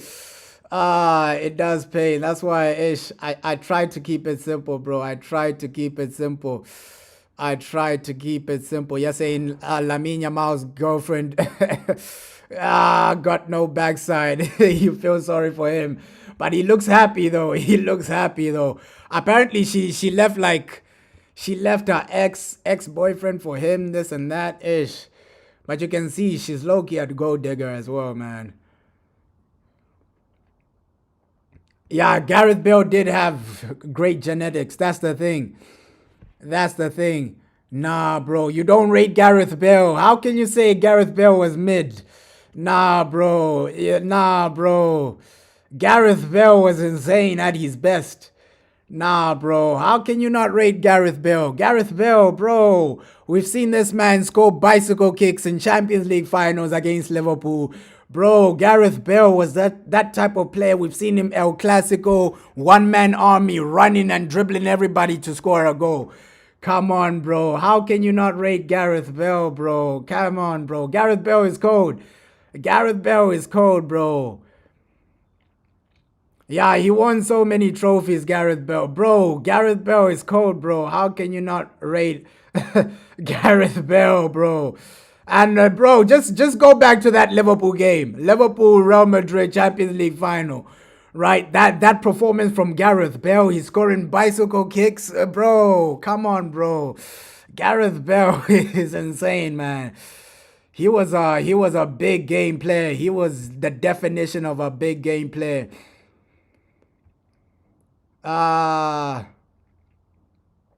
You're saying if you're a United fan, you're not supposed to support Bale. Nah, bro, but you can admit that he was a good player, bro. It's not that you have to support him. You just have to admit that, yo, he was a good player, bro. He was a good player, bro. Gareth Bale was insane, bro. Yeah, Vinny. It's Vinny. I don't know what Vinny is doing. He's changing his appearance. Second half about to begin. Hopefully we play. We just score some more goals, man. We just score some more goals. Bro. Nah, bro. Gareth Bale and at Spurs, he played under Tottenham, bro. Tottenham, they were a basic team. Modric, Bale, they were playing for a basic team. It's not like at Real Madrid where they had Ronaldo, they had Toni Kroos, they had all this. I understand why at Tottenham they never won anything, because that era, bro, we were dominated. Man United, Sir Alex Ferguson was there. Sir Alex Ferguson was there, bro. Bro. Bale was insane. Yeah, I would have I would have loved him as well at Man United, man. Would have loved him at Man United, bro.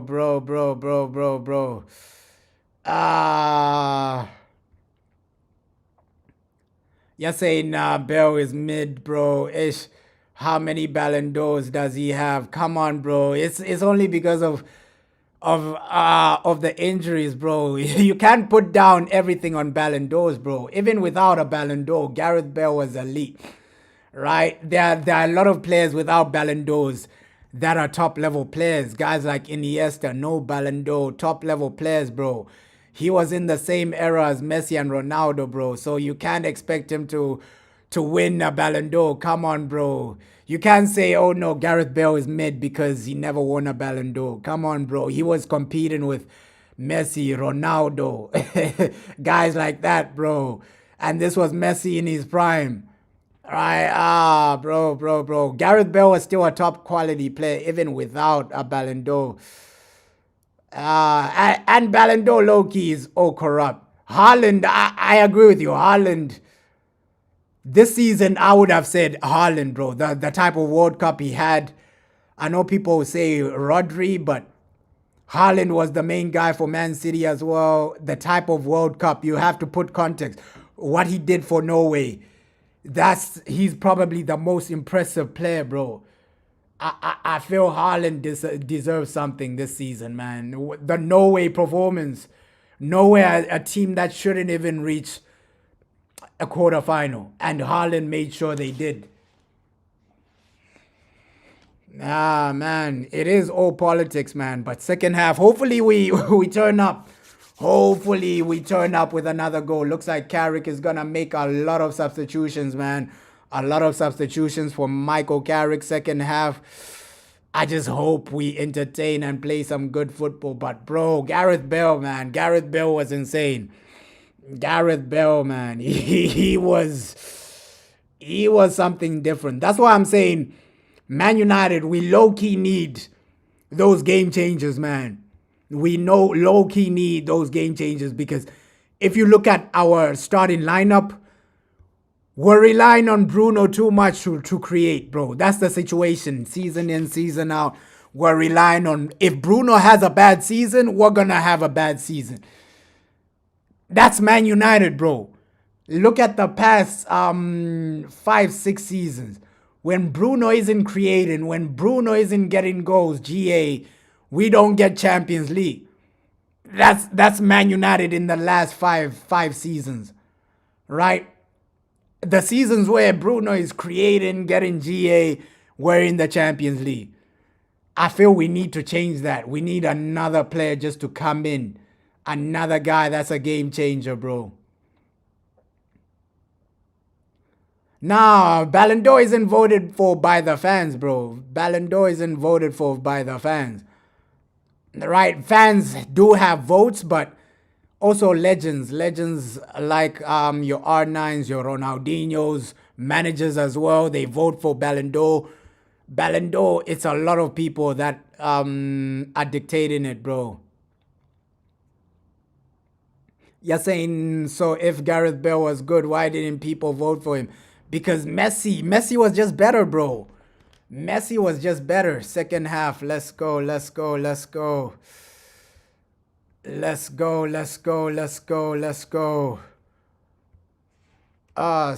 half.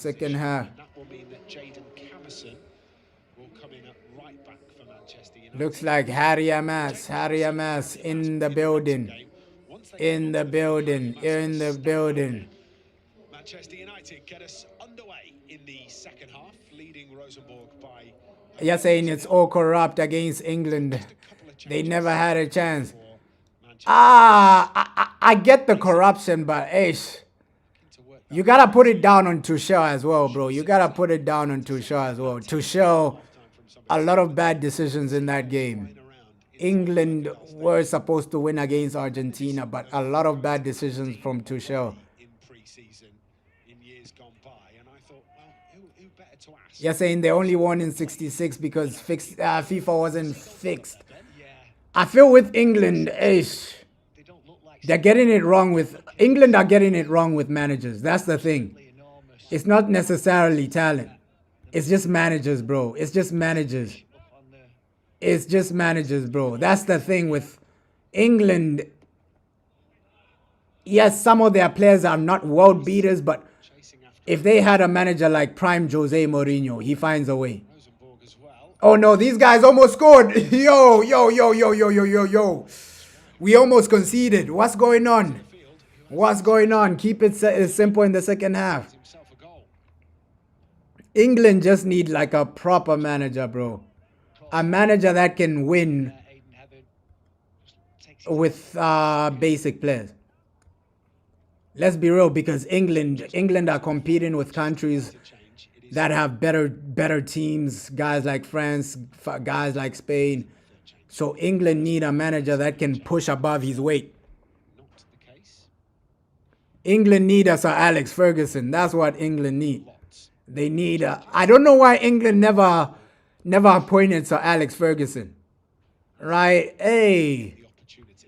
That bro, he definitely wins a World Cup. Imagine Sir Alex with that England team, the prime England team, Wayne Rooney, all those guys. Sir Alex definitely wins a World Cup, bro. I feel that's the type of manager they need. They need a type of Sir Alex Ferguson that can push above his weight. That can, win trophies even with a West Brown. That's what Sir Alex was doing. England need a Sir Alex Ferguson type of manager. You're saying it's also talent, bro. I get it is talent. That's why I'm saying, yes, other countries have better talent. But if England had a Sir Alex Ferguson, bro, those other countries having better talent doesn't matter. I know, Wayne Rooney, these guys were playing against prime Italy, prime Brazil. But if England had a manager like Fergie, who can turn West Brown into a good player, who can turn Gary Neville into a winning Champions League player, England win a World Cup with Sir Alex, 100%, bro. 100%. You're saying it's every World Cup, hand of God, Beckham with red card. Yeah, they are some dodgy decisions, bro. There are some dodgy decisions. There are some dodgy decisions, man, in the World Cup. World Cup is corrupt. They already know who they want to win. Right? They wanted Argentina to win, but Spain were just better than them. Yeah, England also need to play with Kobe Mainoo. I agree with you. I agree with you, bro. But for me, I feel England, they would have won a World Cup a long time ago. If Fergie was their guy, bro, I'm backing Sir Alex Ferguson to win with those guys. Wayne Rooney, right? Paul Scholes. Bro, Fergie wins a World Cup with them. Sir Alex wins the World Cup with England. With all those players, you got Steven Gerrard, things like that. Fergie would have won a World Cup with England. Yes, I know people say, oh no, but he's competing with Brazil, Italy. But we know Sir Alex is out of this world. Come on, boys. Aiden Heaven has been good, man. Low key, yo, Aiden Heaven has really been good. Aiden Heaven has really been good. And I don't know if people have seen, we have like those sponsors, Microsoft at the back. Yeah, looks like Microsoft is another sponsor for Man United, man. But Aiden Heaven, he's been good, man. Defensively, not too much to worry about, man.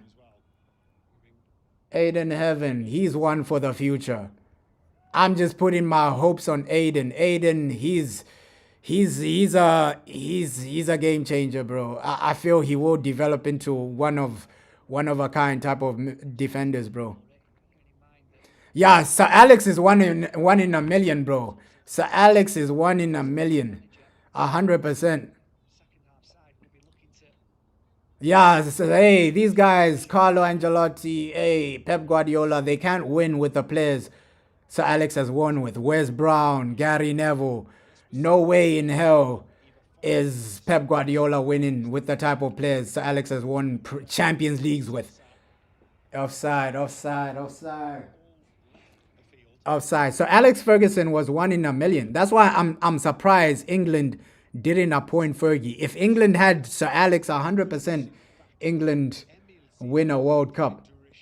Because, bro, he knew how to win.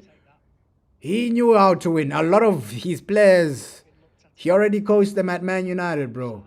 That England squad, bro, Fergie is winning a Premier League with that England squad. You're saying where can you watch? VIP box, bro. VIP box is the best. A VIP box or even 40 bit. Yeah, bro. VIP box or even 40 bit. Like these are just, those are the best sites. No viruses, things like that. You can watch it in peace. Yeah, just click off the ads, bro. Just click off the ads. Those are the best places to watch them on. Yeah, but 100%, bro. Hey, Fergie in this era. Not even in this era, even in the old era, he wins the World Cup for England, 100%. Yo, Shay, keep it simple. That's why there will never be another Sir Alex Ferguson, bro. A man that's winning Champions Leagues with Wes Brown. There will never be another Sir Alex. There will never be another one like him. Second half, the tempo isn't right, man. The tempo isn't right. Right-ish. The tempo isn't right. We need just another goal for the fans. Just another goal from the fans. Santos was okay, man. Santos was okay. Obviously, I would give him like a 6, 7 out of 10. Santos, he's okay in some moments. At least, I feel today it's a bit better than the first game. First game, he was losing the ball here and there, but today, he's keeping it simple, bro. He's keeping it simple. Keeping it simple, marking his man, right? He's screening extremely well, bro. On and off the ball, Santos has been okay. On and off the ball. Santos has been okay, man. Santos has been okay. I wouldn't say he's been unbelievable, but he's been okay, man. He's been okay. He's been okay, bro. You're saying Pep is better than Sir Alex? Nah, bro. Nah, bro. Pep is not winning anything without money. Right? Bro, Pep is not better than Sir Alex. Pep needs money to win. Sir Alex was winning Champions Leagues with academy players, bro. Pep can never do that. That's why when somebody says Pep is better than Sir Alex, ask them, can Pep win a treble with majority academy players? He can never do what Sir Alex has done. Right? Sir Alex won a treble with majority academy players. Guys like Gary Neville, right? Right? Ish, bro. Paul Scholes. These were academy players, bro. Pep can never do that, bro. You're saying Pep is better than him, to be fair. Bro, imagine Fergie with the money Pep had at Man City. He's obviously dominating as well. He's obviously dominating as well. Yeah, bro, and he won a Champions League with Aberdeen, bro. Right? That's the thing. You're saying Pep is better than... He's not, bro. Can Pep do what Sir Alex has done? Winning a Champions League with Aberdeen. Right? Beating Real Madrid with Aberdeen. Fergie, bro. Fergie has done too much. He signed Beckham at 9 years old. Like, Pep needs money to win. If you take away money from Pep, he ain't winning. He ain't winning, bro. Pep is losing to... Oh, Joshua Zerski. What a goal. What a goal. Oh, Joshua Zerski. Dribbles the goalkeeper, makes it 2-0. Wow. Yo, what a goal, Josh. Makes it 2-0. That was a quality goal. Dribbles the goalkeeper, makes it 2-0. Yo, that was a quality goal, man. That was a quality goal. Quality goal, man. Ah, bro. That was a quality goal. What a goal. Joshua Zerski. Dribbles the goalkeeper. Scoring like he's R9. Right? Playing like he's R9, bro. Dribbles the goalkeeper and scores. Yeah, bro, but Sir Alex. Man, he's done too much, bro. He's done too much in the game. Right? Things Pep can never dream of. The achievements Sir Alex has done, Pep can never do it. Because Pep needs money. Pep needs money. Can Pep win a league under the Glazers? Pep needs money, bro. Where the Glazers are telling you, no, the only player you're going to get is Van Persie. You're only going to get one signing and you still win the league. Come on, bro. Sir Alex has done too much. You're saying Pep has won the... Yes, but with money, bro. With money, bro. That's the thing people have to consider. If Sir Alex had the money Pep had, he's doing way more. Remember when Sir Alex under the Glazers, bro, right? We lost Ronaldo, one of our best players. They didn't replace him, right? Bro, people have to take in consideration. Fergie was playing with an old Wayne Rooney, right? Ryan Giggs was 40 years old. Fergie was still winning trophies. Can Pep Guardiola do that? People that are 40 years old, right? Paul Scholes is almost 40 years old, coming back from retirement. Come on, bro. Pep needs money to perform. Can Pep really win a trophy like that? Okay, your only signing is going to be Van Persie. We saw Pep was crying the end of the season. Oh, no. January, they spent so much money on Pep, and he was still crying, bro. He was still crying about, oh, no, I haven't been back. Bro, Fergie has done too much. Yeah, you're winning trophies with a Ryan Giggs that's in his 40s. Two players that are almost 40, right? Ryan Giggs, Paul Scholes. We're not making signings. Our best player leaves, Ronaldo, you don't replace him. Bro, people have to put context with Sir Alex Ferguson. Fergie is way better than Pep. Imagine Pep if he lost his best players. He would have terminated his contract. Yeah, bro. He goes from top club to top club. At Barca, this was not Barcelona when they were broke. When Pep was at Barca, they had money and they had generational talents, bro. Sir Alex went from Aberdeen, things like that, bro. You're saying Sir Alex literally had some money. Not towards the end, bro. Not towards the end. Obviously, that era when we did sign the Roy Keanes, the Eric Cantonas, we had money, but not the Pep Guardiola type of money, bro. Right? Towards the end, we were riding it out with an old Wayne Rooney. We were riding it out with a 40-year-old Ryan Giggs. Giggs was 40 years old, bro. Giggs was 40 years old, bro. Yeah, bro, but Ronaldo, we lost him because we had no money. We had no money to pay his wages.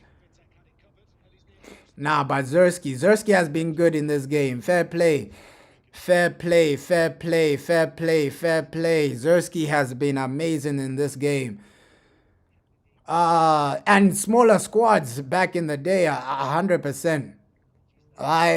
And we heard those interviews. No value in the market. It was just the Glazers didn't want to spend. The Glazers didn't want to spend, bro. Yeah, bro. It was low-key possible to replace Ronaldo if you got somebody like a Gareth Bale or something like that, right? They were players. You had to buy maybe 3-4 players to replace Ronaldo, but it was possible, man. It was possible. It was possible. Like, they were players coming in right into their prime, things like that. Sergio Aguero should have ended up at Man United. Those players that were playing for Man City, guys like David Silva, they should have ended up at Man United, bro. But the Glazers, they have no clue, no idea. Those are the people Fergie was working with. Sergio Aguero, he should have ended up at Man United. But you're struggling with a 40-year-old Ryan Giggs, right? We should have moved on from Paul Scholes and brought in David Silva. That should have been the game plan from Man United. But we know, bro, the problems Sir Alex had to face. Pep has never faced them, bro. Yeah, you're winning leagues with with the Glazers, man. Yeah, you did say Zersky, man. What a goal, man. What a goal. What a goal by Zersky. He cooked. I can't even hate, bro. I can't even hate. He cooked.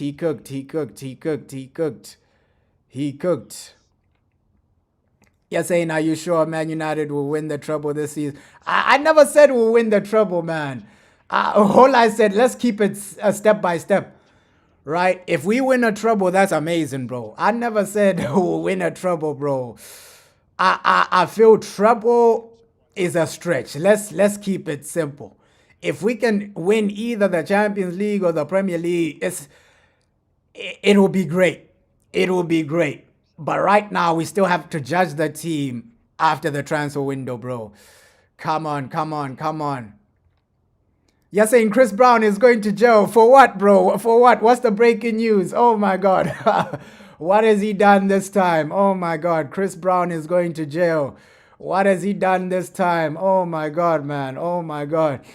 But Zersky has been good, bro. In this game, and it shows you as a number 10, he's way better. 3-0. Let's go, my boys. 3-0. Off the bench. 3-0.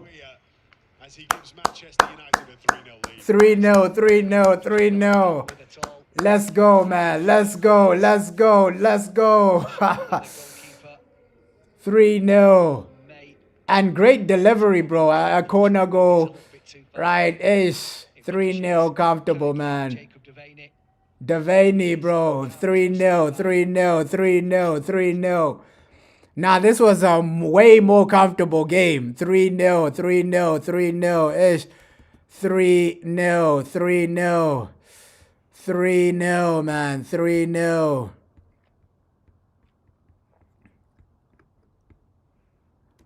3-0, man. 3-0. A way more comfortable game. But ish, Chris Brown, bro. He's abusing people in London. Oh man, Chris Brown, man. Chris Brown, Chris Brown. Hitting people in the head. I don't know why he loves doing that, man. I don't know why he loves doing that. Chris Brown, what is wrong with this man? Ish, Chris Brown going to jail again. This boy. Bro, you don't need to do things like that. And you can see he has anger management problems. Chris Brown is an amazing artist, but he just has anger management problems, bro. Last time he beat Rihanna, he went to jail. This time you're beating somebody. Bro, control your anger management problems, man. Chris Brown doesn't know how to control himself, bro. Ish. This guy, man, he always loses his head. He always loses his head, man. You're saying, do I think Man United can beat PSG? On our day, bro. Who knows?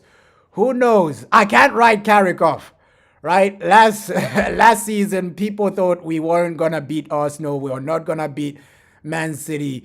Maybe we'll do the same thing in the Champions League, right? We'll pop PSG's head off. Come on. Hey, United, we're doing our thing. 3-0. We're doing our thing.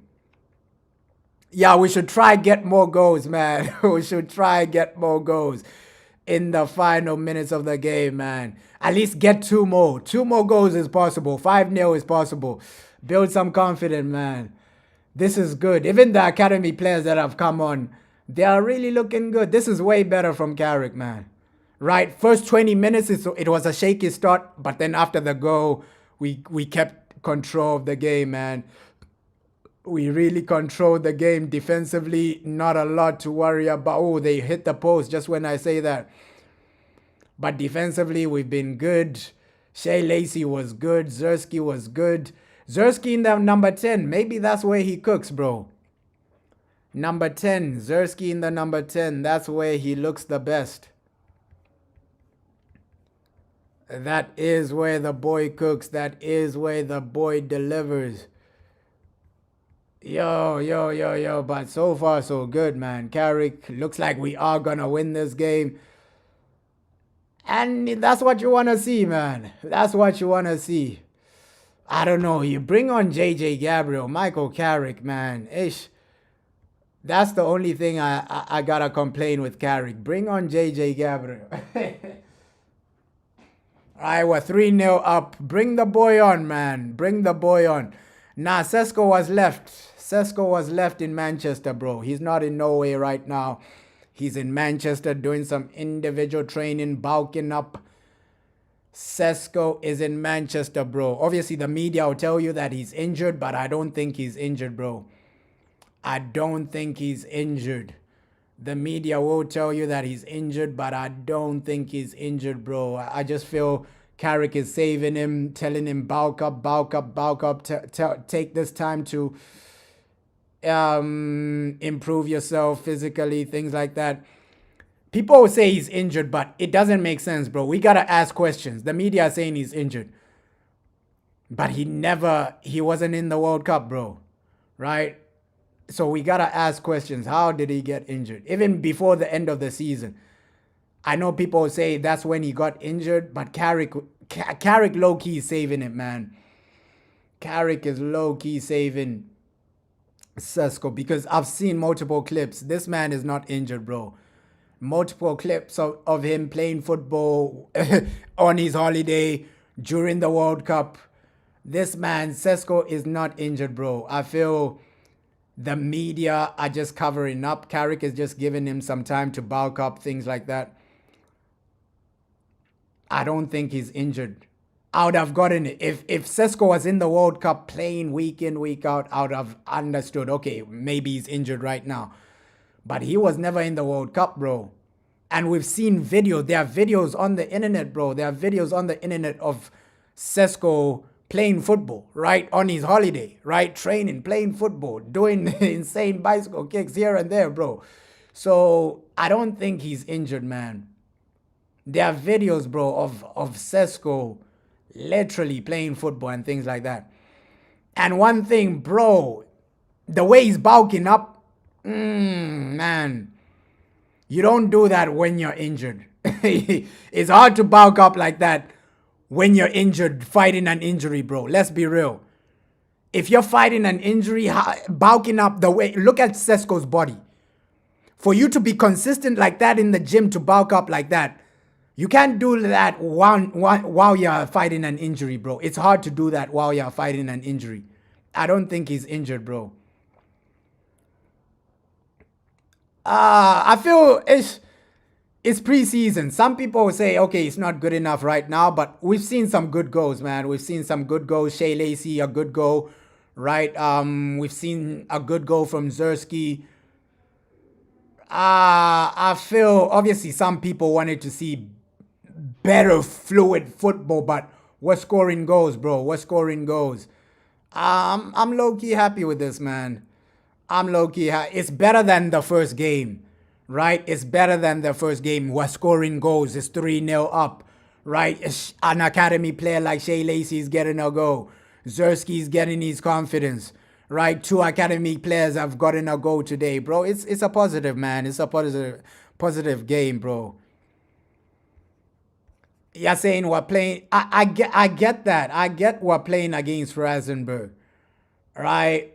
But it's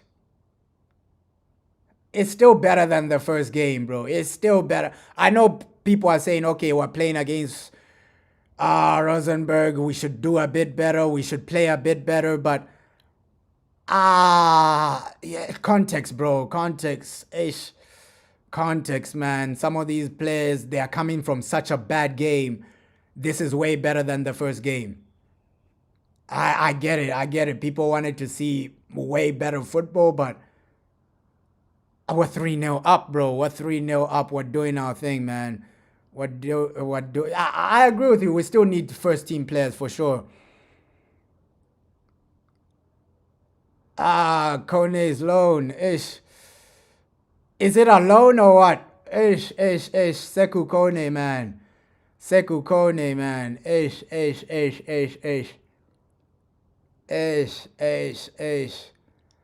I would have played him in preseason. Like a game like this, I would have played him in preseason, bro.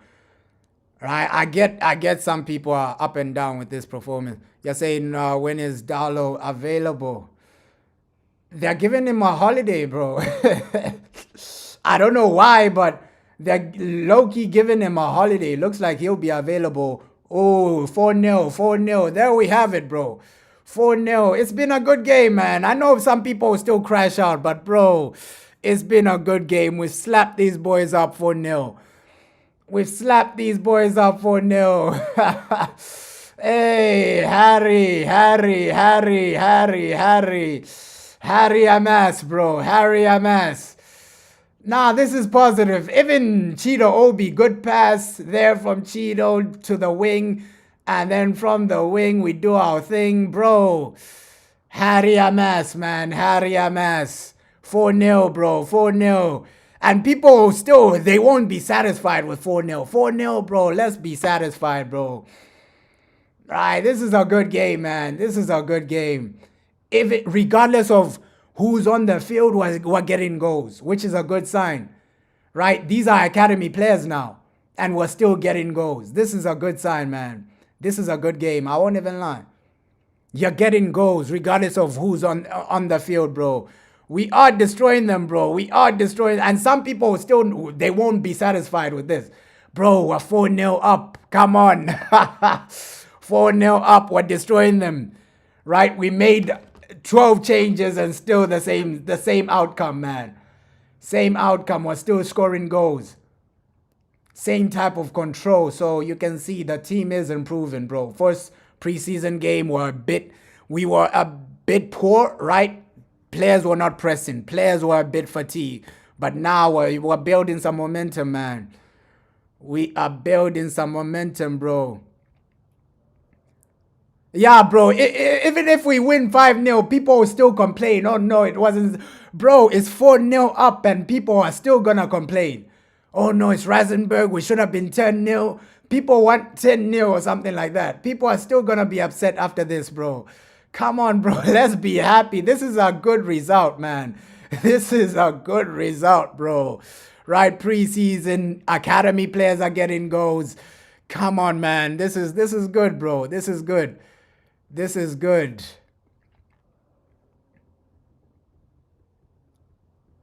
You're saying we have to counter attack teams, not possession teams. Nah, bro, but this game we've had more possession. We've had more possession than the opponents, bro. I feel the possession is like 70% for United. And look at the chances. Hey, Rosenborg are not creating anything. They are not creating anything whatsoever. We've nullified them. They're not getting opportunities. Our goalkeeper, bro, he's just chilling. He's just chilling, relaxing, bro. I hope we do well, bro. I hope we do well. We need another midfielder, but we're building, bro. We're building momentum. We're building. This is a good game because, yo, you're nullifying them. They're not creating. They're not creating anything. Our goalkeeper is relaxing and you're getting goals. And you're getting goals. Yeah, there's still time for 6 more goals. Hey, let's get another goal, man. Let's get another goal. Let's get another goal. Yeah, and that mix of experience and academy players, it's really looking good right now, right? Both of them, mixed academy players experience, it's really looking good right now.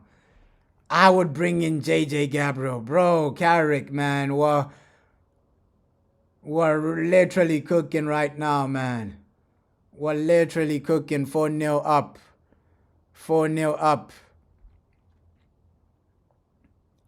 Oh, yeah, you're saying we have a counter-attack team. For sure, for sure. For sure. But with Tielemans, I feel he changes that, bro. I feel he changes that. Tielemans there, he helps us keep possession. I hope so. I hope so. But I feel with Tielemans, he improves our possession, man. He improves our possession. He improves our possession, bro. You're saying who scored our 4th goal? Wasn't it Harry Amas, bro? Harry Amas, 4-0. He tapped it in, bro. He tapped it in. Harry Amas, 4-0. Harry Amas, 4-0, bro. He tapped it in. Harry Amas. Yeah, apparently Baleba was forcing it. I played what Fabrizio Romano said. His agent he's forcing a move. His agent wants that Manchester United move. Bro, Greenwood is a goal machine. Right? He played the last 5 minutes and he almost scored twice. That man is a goal machine, man. Oh, man. That man is a goal machine. Bro, imagine if Greenwood never did what he did and he was still at the club. We save so much money on strikers. If Greenwood never did what he did, we never buy Rasmus Højlund. All that Højlund money is in the bank. You use that Højlund money on someone else. Ah, wow, man, wow. But one thing about Greenwood is he's a goal machine, man. That's one thing about Greenwood. Regardless of where he goes, he's gonna get goals, man. We would have saved so much if he never did what he did, what he allegedly did. What he allegedly did. You're saying, do you think Harry Amas is the main choice over Diego Leon? We're barely seeing Diego Leon, so it shows that he might be the main choice, bro. It shows that he might be the main choice, Harry Amas. Because Diego Leon, we're barely seeing him. Low-key, sad for JJ Gabriel, man. Wanted to see the boy. Wanted to see the boy.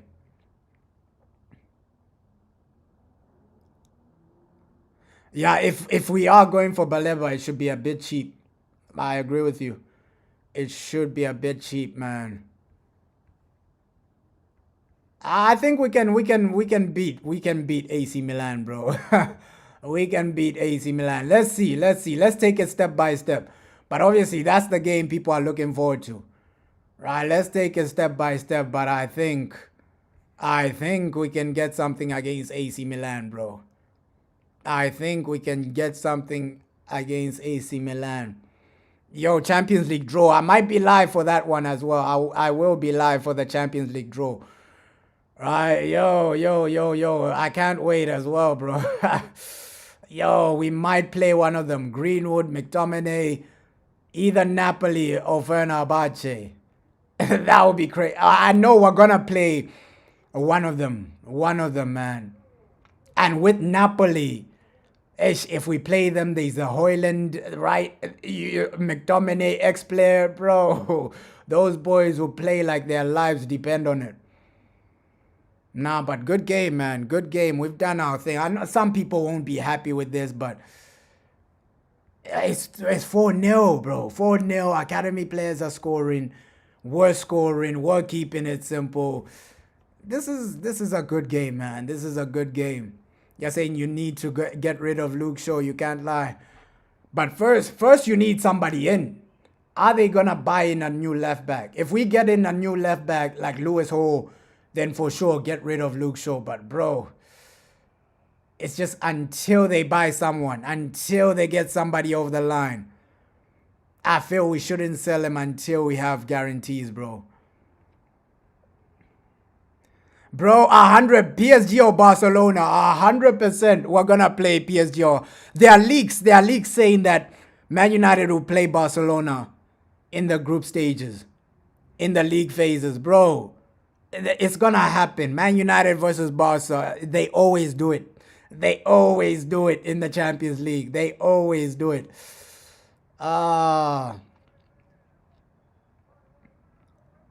You're saying we should be going for the midfielder. Barca trying to sell. He's 22 and he's a defensive midfielder. How much though? How much is he gonna be?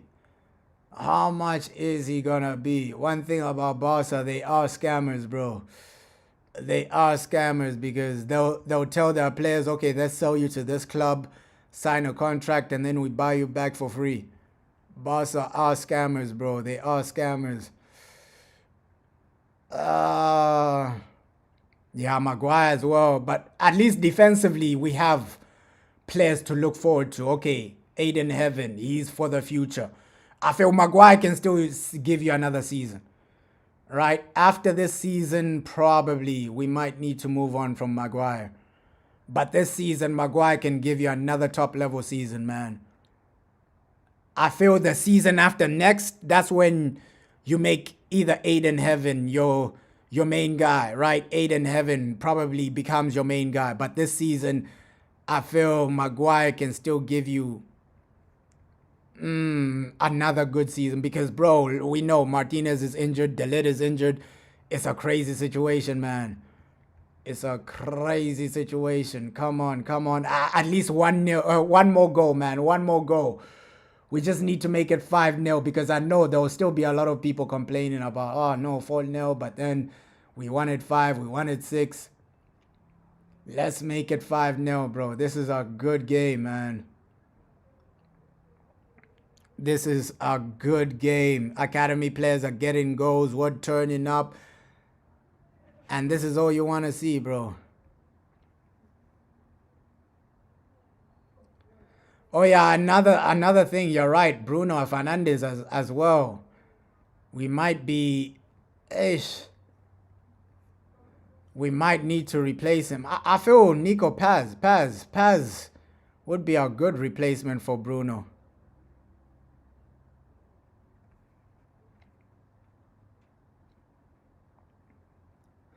Yeah, I know him, bro. He's a defensive midfielder, right? Mark, the thing about him, I've seen him, bro. I've seen him in La Liga. There's a reason Barca are selling him, right? If you do buy him, he has to be one for the future. He's not ready to be, starting. But I do rate him. But he's not ready, bro. He's not ready for now. You're saying Diego Dalot needs to leave automatically. 110%, bro. Ish, Diego. You're saying you can't wait until Rashford gets his revenge. Yo, Rashi. And Rashford, I don't know what happens with him in the Champions League. He always has a game where he turns up. Every season we've been in the chat, even for Barca. Barca, he turned up against Newcastle. Bro, there's always a game. Oh my God, there we go. 5-0. The boys are turning up. That's how you deliver. 5-0, my boy Williams. Williams with the goal, man. Ish, 5-0. 5-0. Yeah, we're still gonna play PSG. Ish, in preseason, we're still gonna play PSG. Great delivery, man. Great pass, man. Great pass. And then Williams just in to tap it in. We're playing well, man.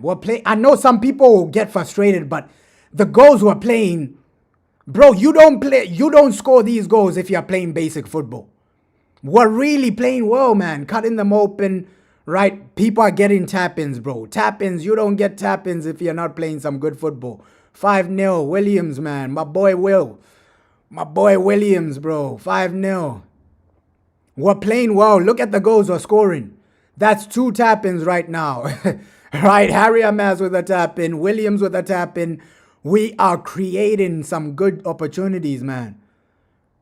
And people... You're saying Tielemans is the main midfield signing, in your opinion? He might be. Hopefully not, because one thing I rate Tielemans, bro. I've wanted him at Man United for a long time, but one thing I know about Tielemans is that, okay, cool. All right? He needs players with energy around him. That's one thing about Tielemans, bro. That is one thing about Tielemans.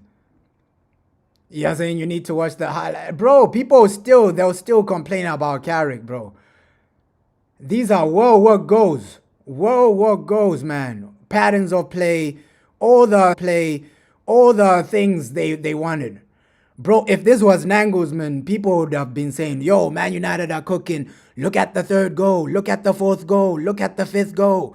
But just because Carrick isn't a fancy name, they don't want him. Nah, Tielemans isn't injured, bro. It's just an excuse from from the club, right? Tielemans isn't injured. It's just an excuse for the club to give him a holiday, bro. He's not injured, bro. He's not injured. Yeah, bro, it's a good game, man. It's a good game, bro. If this was... Because a lot of people, they wanted Nagelsmann. I was saying it from the beginning. Nagelsmann is not the guy, man. Right? Nagelsmann is not the guy, because we saw him in the World Cup. He really disappointed. People will say, no, wait for Nagelsmann, let him win the World Cup, and then let him come to Man United. I said it, Nagelsmann is not the guy, bro.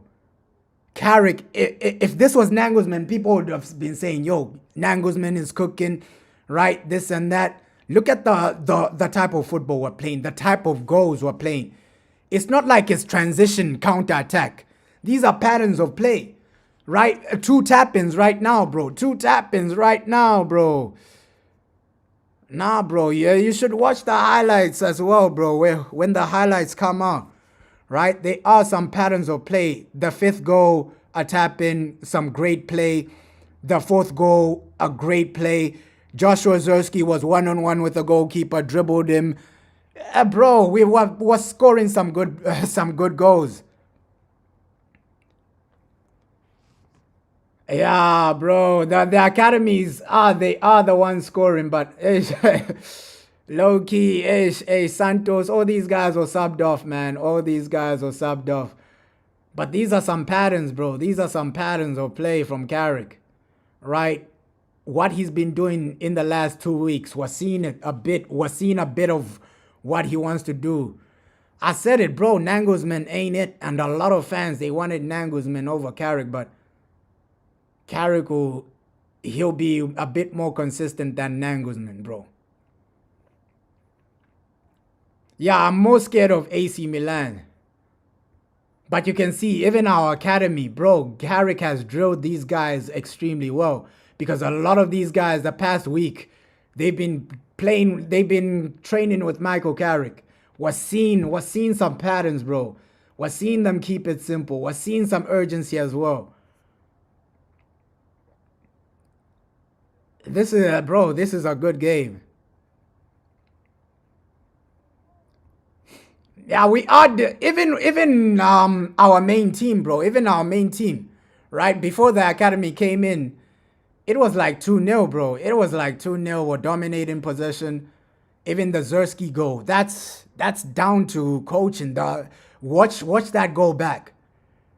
You gotta give Carrick some credit for that, bro. Some credit for that.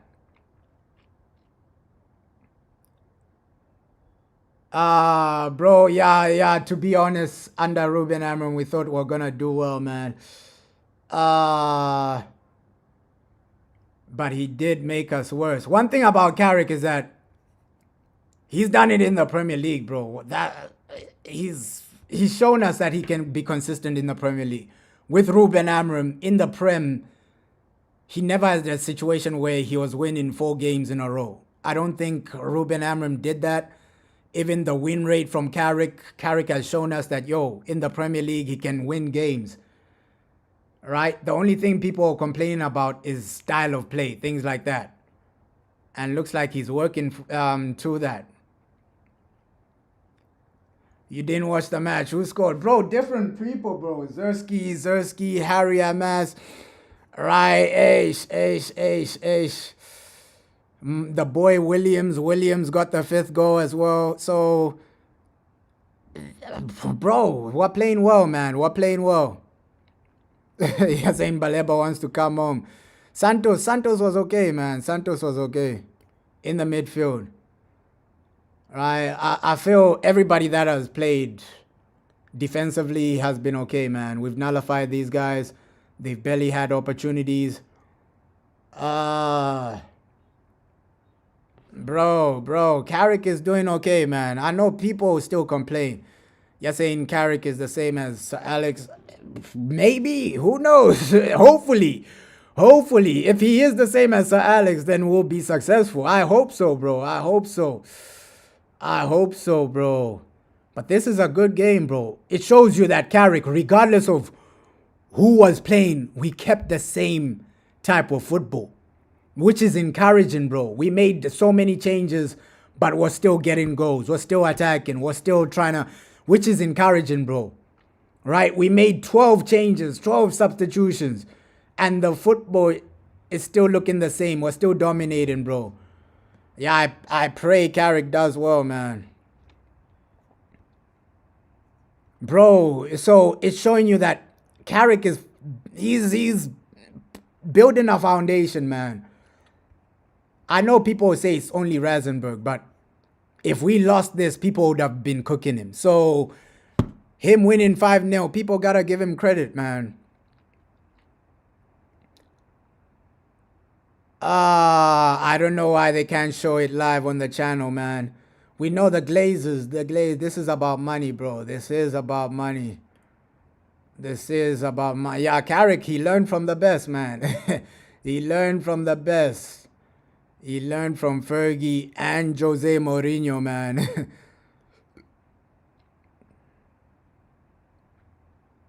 Yeah, if Carrick wins a major trophy, bro, people gotta give him credit.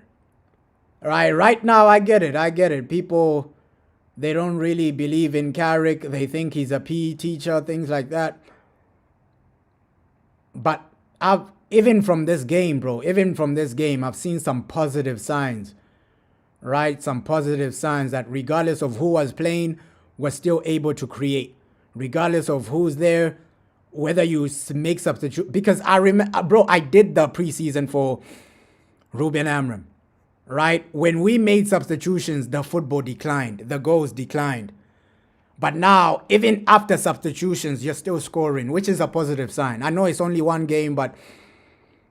It's a positive. With Ruben Amorim, we used to destroy teams in the first half. First half team, right? I remember, bro, I was doing streams for Ruben Amorim's preseason. First half team, we destroy teams, and then second half team, they look poor, right? But here with Carrick, regardless of who was playing in this game, we were still creating. We were still trying to dominate, which is positive, man. I feel that's one thing you gotta give to Carrick, bro. Regardless of who came on, whether it was academy players or the first 20 minutes we struggled. I gotta keep it real. But after that, we controlled the game, man. It was a good game. After that, we did our thing, bro. We did our thing. First 20 minutes, it was a shaky start. I was saying it, yo, what's going on? This and that. But after that, we did our thing. Zersky in the number 10, he looked good. Right, Shea Lacey was looking good. Comfortable goal by him. And it's not a situation where it's, okay, only one half you're looking good. The next half, we declined. Bro, even the academies, they did well, man. They did well. They did well. They did well. Yeah, bro. It's about building momentum, bro. 100%, bro. 100%. 100%. You're saying like the game of Bournemouth, we beat them 4-0 during preseason. 4-1. Yeah, we beat them 4-1 in the first half, bro. We beat them. A lot of the goals came in the first half, and then second half, we really declined, bro. I remember those preseason games, man. I remember those preseason games under Ruben Amorim. At least here with Carrick, regardless of who's playing, everybody's looking good, bro. Yeah, bro, we won 5-0, 5-0, 5-0, 5-0. But shout out everybody that joined the stream, bro. We won. We kept it simple. It's better than the first game. I feel this is a better foundation. And one thing about Carrick, he's shown that, okay, in the Premier League, he had a higher win rate than Ruben Amorim, bro, with the same players. So, I don't know why people are not going to give him credit, right? With the same players as Ruben Amorim, he had a higher win rate, right? So, hey, let's just give this man his credit, man. It's, for me, Carrick's success is based on what the board do. How do the board back this guy? All right? If people want to play better football, they got to back him with better players, bro. Yeah, bro. Hopefully, Man United, we start the season well. I hope so. You're saying don't sell Zersky. You said it before. Hey, like Zersky in the number 10, he looks good, bro. He looks good in the number 10. As a number 10, he's drifting, he's linking up. As a striker, he'll be a bit up and down, but as a number 10, he looks really, really good. I wouldn't sell the boy Joshua Zersky. But overall, Carrick, he's doing his thing, man. Let's put pressure on the board, not on Carrick, man. Carrick, hey, he's doing his thing, man. I'm impressed with this game. This game, he showed a foundation. We're scoring some well-worked goals. Some great patterns of play, some great passing. That's from the training ground, bro. That is from the training ground. But shout out everybody that joined this stream, man.